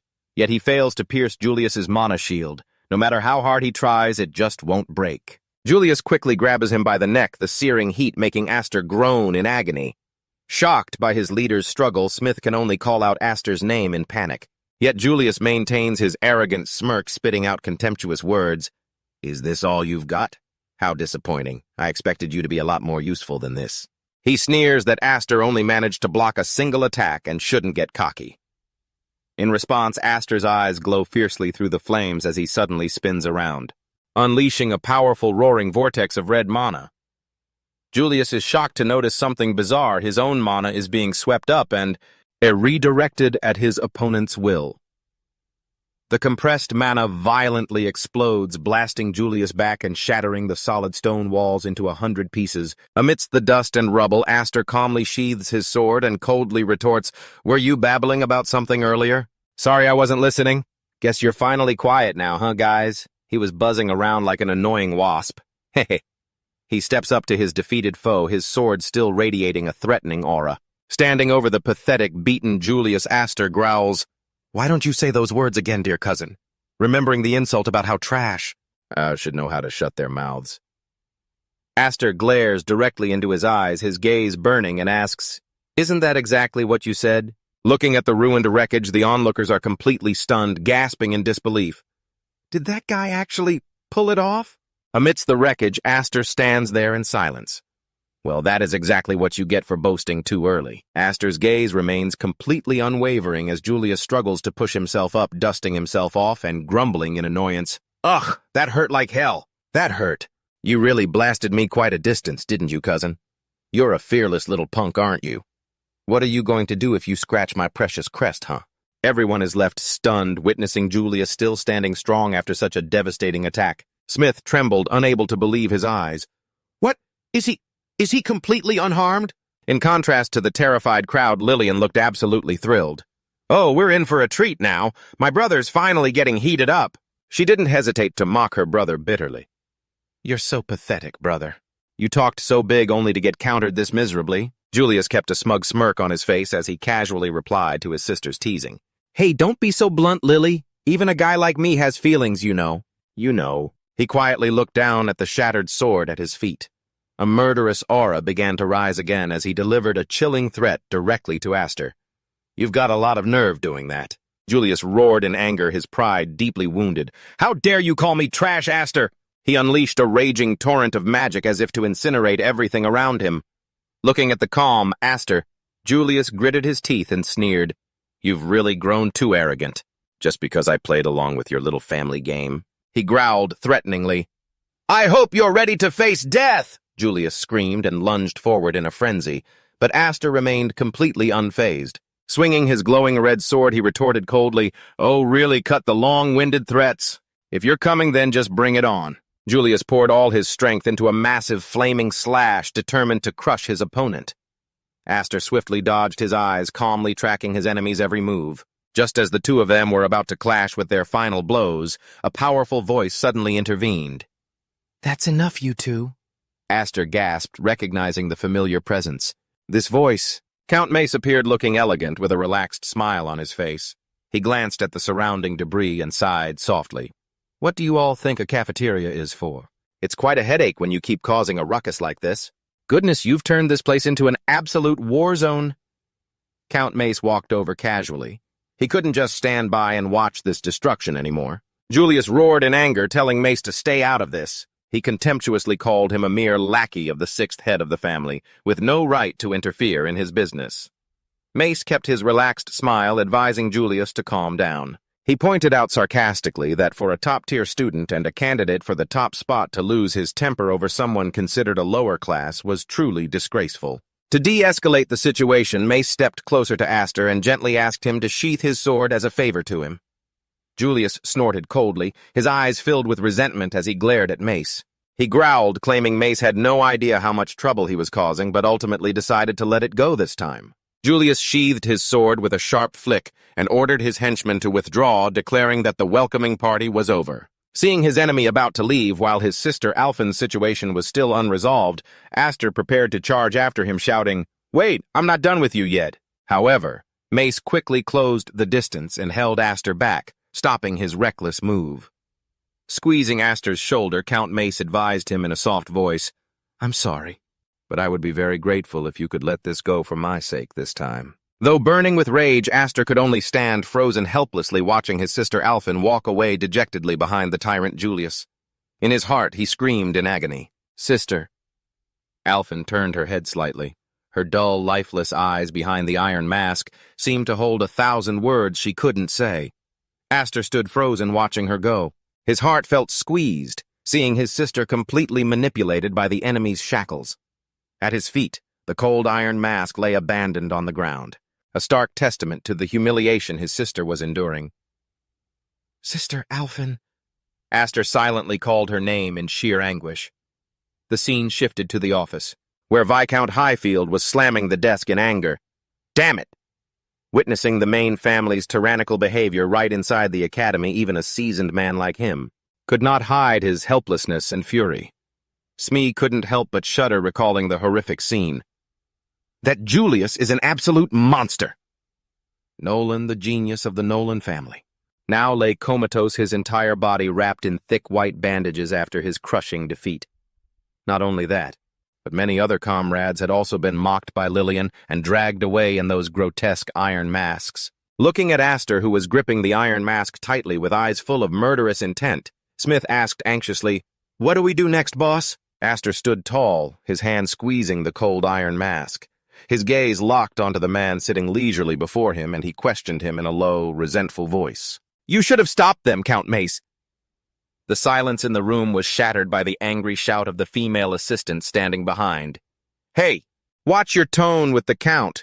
He's the one who just stepped in to save you." But Mace casually raised his hand to calm her down, his signature polite smile still on his face. It's fine. This boy and I are old acquaintances." "Isn't that right?" Aster stared at Mace's unbothered face. Memories of 4 years ago when he was summoned to the Elmham Maine family came rushing back. Back then, amidst the suffocating pressure from the great elders, Mace was the only noble from the Elmham Knights faction who had stood up to defend him. Though Mace had saved his life once, even to this day, Aster still couldn't understand this man, whether he was an ally or an enemy. Before Mace could even react, Smith, sitting right next to him, boiled over with frustration, crying out in desperation, "I don't care if they're members of the Elmham family or not, but how? How can you just stand by and watch such brutality happen right before your eyes?" Mace only responded to his rage with a smug, knowing smirk. He casually pointed out that he, too, was a high-ranking official of the Elmham family, so unless there was a truly serious problem, he would never go and question the actions of the family heads. Aster raised the iron mask, his eyes burning with anger as he demanded, "Is forcing people to wear a mask just to control them not a serious problem to you?" Mace simply leaned back in his chair, coldly stating that this academy was built to train knights based on meritocracy. He believed that no matter how brutal the methods, as long as they helped the candidates advance, he had no reason to object. Mace even mockingly pointed out that the students under Julius were seeing their scores skyrocket. Under the coddling of even the headmaster, those candidates wearing the iron masks with their soulless, glowing red eyes were slowly being turned into actual fighting machines. Aster bitterly realized he couldn't rely on anyone in this corrupt place. Seeing Aster prepared to leave, Mace read him like a book and warned, "You aren't planning to walk straight into enemy territory to bring them back, are you?" "I wouldn't advise that." Mace's eyes locked onto Aster, reminding him that his every move was being heavily monitored by the Maine family. Just one wrong step, and they could kick him out of the academy whenever they wanted. Even so, Aster kept walking with determination. He coldly asserted that threats weren't a reason for him to abandon his comrades. Looking at the iron mask in his hand, Aster told himself that his actions weren't purely out of righteousness. He knew all too well how those iron chains gnawed at and rotted away a person's soul, stripping away their freedom of speech and even the basic dignity of a warrior. In the end, it would completely destroy their will to resist, turning everyone into mindless slaves who only knew how to obey their masters, converting humans into obedient and convenient tools. And that was the true horror of those chains. Seeing Aster's face harden, Mace narrowed his eyes suspiciously. "You talk about that!" And as if you've seen it happen with your own eyes before. Aster merely smirked, a dark look flashing in his eyes as he replied, "I just happened to learn about the fate of those for whom it was already too late. I don't want my friends to end up like that." Aster's firm declaration left both Smith and Mace in silent thought. Mace stared deep into the young man's eyes, a growing doubt rising in his mind. Could he mean? Sensing the heavy atmosphere, Aster lightened his tone to reassure them. "Well, don't worry too much. I'm not exactly eager to get expelled either. If we can settle this peacefully, that's even better." Aster resolutely stood up, preparing to leave the office. Seeing his confident posture, Mace curiously asked after him, "Oh, so you really do have a plan?" Without looking back, Aster raised the iron mask in his hand and coldly replied, "I'm sure you know very well by now, don't you? That is my own way of fighting." Aster firmly gripped the iron mask. 3 days after the chaos in the cafeteria, the atmosphere at the academy had grown more suffocating, dull than ever. The trainees were running frantically, drenched in sweat, their faces showing sheer exhaustion under the crushing invisible pressure. Watching this, Nolan was still stubbornly heading to the training grounds, his face covered in bandages. Smith couldn't help but ask out of concern, "Hey Nolan, are you sure you're okay to train with those injuries?" Nolan brushed it off resolutely, his gaze remaining firm despite his aching body. "Now is not the time to rest. The grade 4 curriculum is about to start. Besides, injuries like this are nothing but scratches." Smith could only sigh at his teammate's stubbornness. "You're as pig-headed as always." But Smith's eyes quickly widened in shock as he looked ahead. Actually, the one we should really be worrying about is him. He stared at Aster's retreating back, asking himself in utter terror, what on earth is going through his head? Because right now, Aster was walking proudly wearing the very iron mask the slave chains of the Elmham family locked tight onto his face. Just a few days earlier, Aster had silently marched straight into enemy territory, draped in a form-fitting black outfit. Witnessing his arrival, Julius lounged casually on a sofa, a bottle of wine in hand, and spat out a bitter, mocking sneer. "You've got a lot of nerve showing your face here again. You know, brother, I still haven't forgiven you for what happened the other day." He narrowed his eyes at Aster, demanding with pure contempt, "And yet here you are barging in to talk about making a deal. Who the hell do you think you are?" Standing in the midst of razor-sharp blades, Aster remained terrifyingly calm. Staring straight at his enemies, he boldly declared his purpose. "I am here to take my sister and my comrades back home, and to make that happen." Aster made an offer that stunned everyone. Pointing down at the iron mask on the floor, he coldly declared, "In exchange, I will let you put those iron chains on me. That is my condition." Witnessing her younger brother's reckless decision, Anfine cried out in panic in her mind, "Aster, what on earth are you thinking?" Aster continued to play right into his opponent's calculations. "You must have heard the rumors that I'm suspected of planning a rebellion." "Right." He asserted that this was Julius's chance to leash a suspected traitor, a deal that wasn't bad at all for him. Hearing this, Lillian sneered mockingly. "Are you out of your mind? Are you really begging to be someone's pet? What are you, some kind of masochist?" Julius fell silent, pondering. He had to admit Aster was a massive thorn in the Elm family's side. Yet looking into those unwavering eyes, Julius couldn't help but feel suspicious. He growled, "But I don't think you're the type to just submit and obey. What the hell are you plotting?" He was met only with Aster's mysterious silence. With blades still pressed against his neck, Julius remained deeply suspicious, but Aster simply replied coldly, "Nothing." He looked down at the iron mask on the floor and asserted, "That mask is locked with magic and only you hold the key.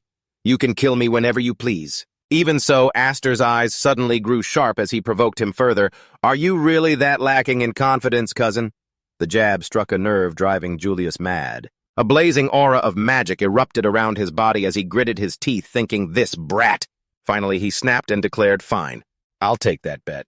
Julius slammed his wine bottle onto the table. Since Aster was the one proposing the deal, he felt a simple trade of places was far too boring. Looking at the others in chains, he smiled cruelly. He proposed a brutal trial, not 7 days but 10 days. 10 days wearing that thing without a single drop of water or a crumb of food. If you're still breathing by then, Solidity will set all of them free. Witnessing her brother's reckless decision, Anfine could only weep helplessly behind her iron mask, crying out, "Stop it, Aster. That's impossible. You're only going to get yourself killed." Still surrounded by sharp blades, Aster knelt and coldly stated, "Then we have a deal." Aster knew better than anyone that those iron chains would slowly gnaw away and rot a person's soul. After all, he himself had been raised as a mere tool by the Elm family for a very long time. Seeing his sister Anfine looking so frail inside her mask, he painfully recalled the strong, stubborn sister from his memories. Though fragile like anyone else, she had always been a resilient sister who never showed any weakness to the world. Yet here she was. She couldn't even... fight back against these people. She could only gaze at him with sheer vulnerability behind that cold metal. Aster silently promised her, "Don't worry, sister. I will definitely shatter these chains. And when that time comes, we can finally talk in peace." Lillian wore a sinister smirk as the iron mask was locked onto Aster's face, causing a surge of purple magic to envelop him. Suddenly, an intimidating shout boomed from the distance. "What the hell do you think you're doing over there?" Down on the training field, the trainees wearing the iron masks were collapsed on the ground, gasping from pure exhaustion. The supervisor roared viciously, "Who gave you permission to rest?" Heavy, frustrated pants filled the air with trainees grumbling, "Damn it, why do we have to go through this?" They bitterly realized that their demonic instructor didn't care at all, forcing them to endure this agonizing punishment under the scorching sun. Smith panted in deep worry. "At this rate, we'll drop dead before Aster can even save us."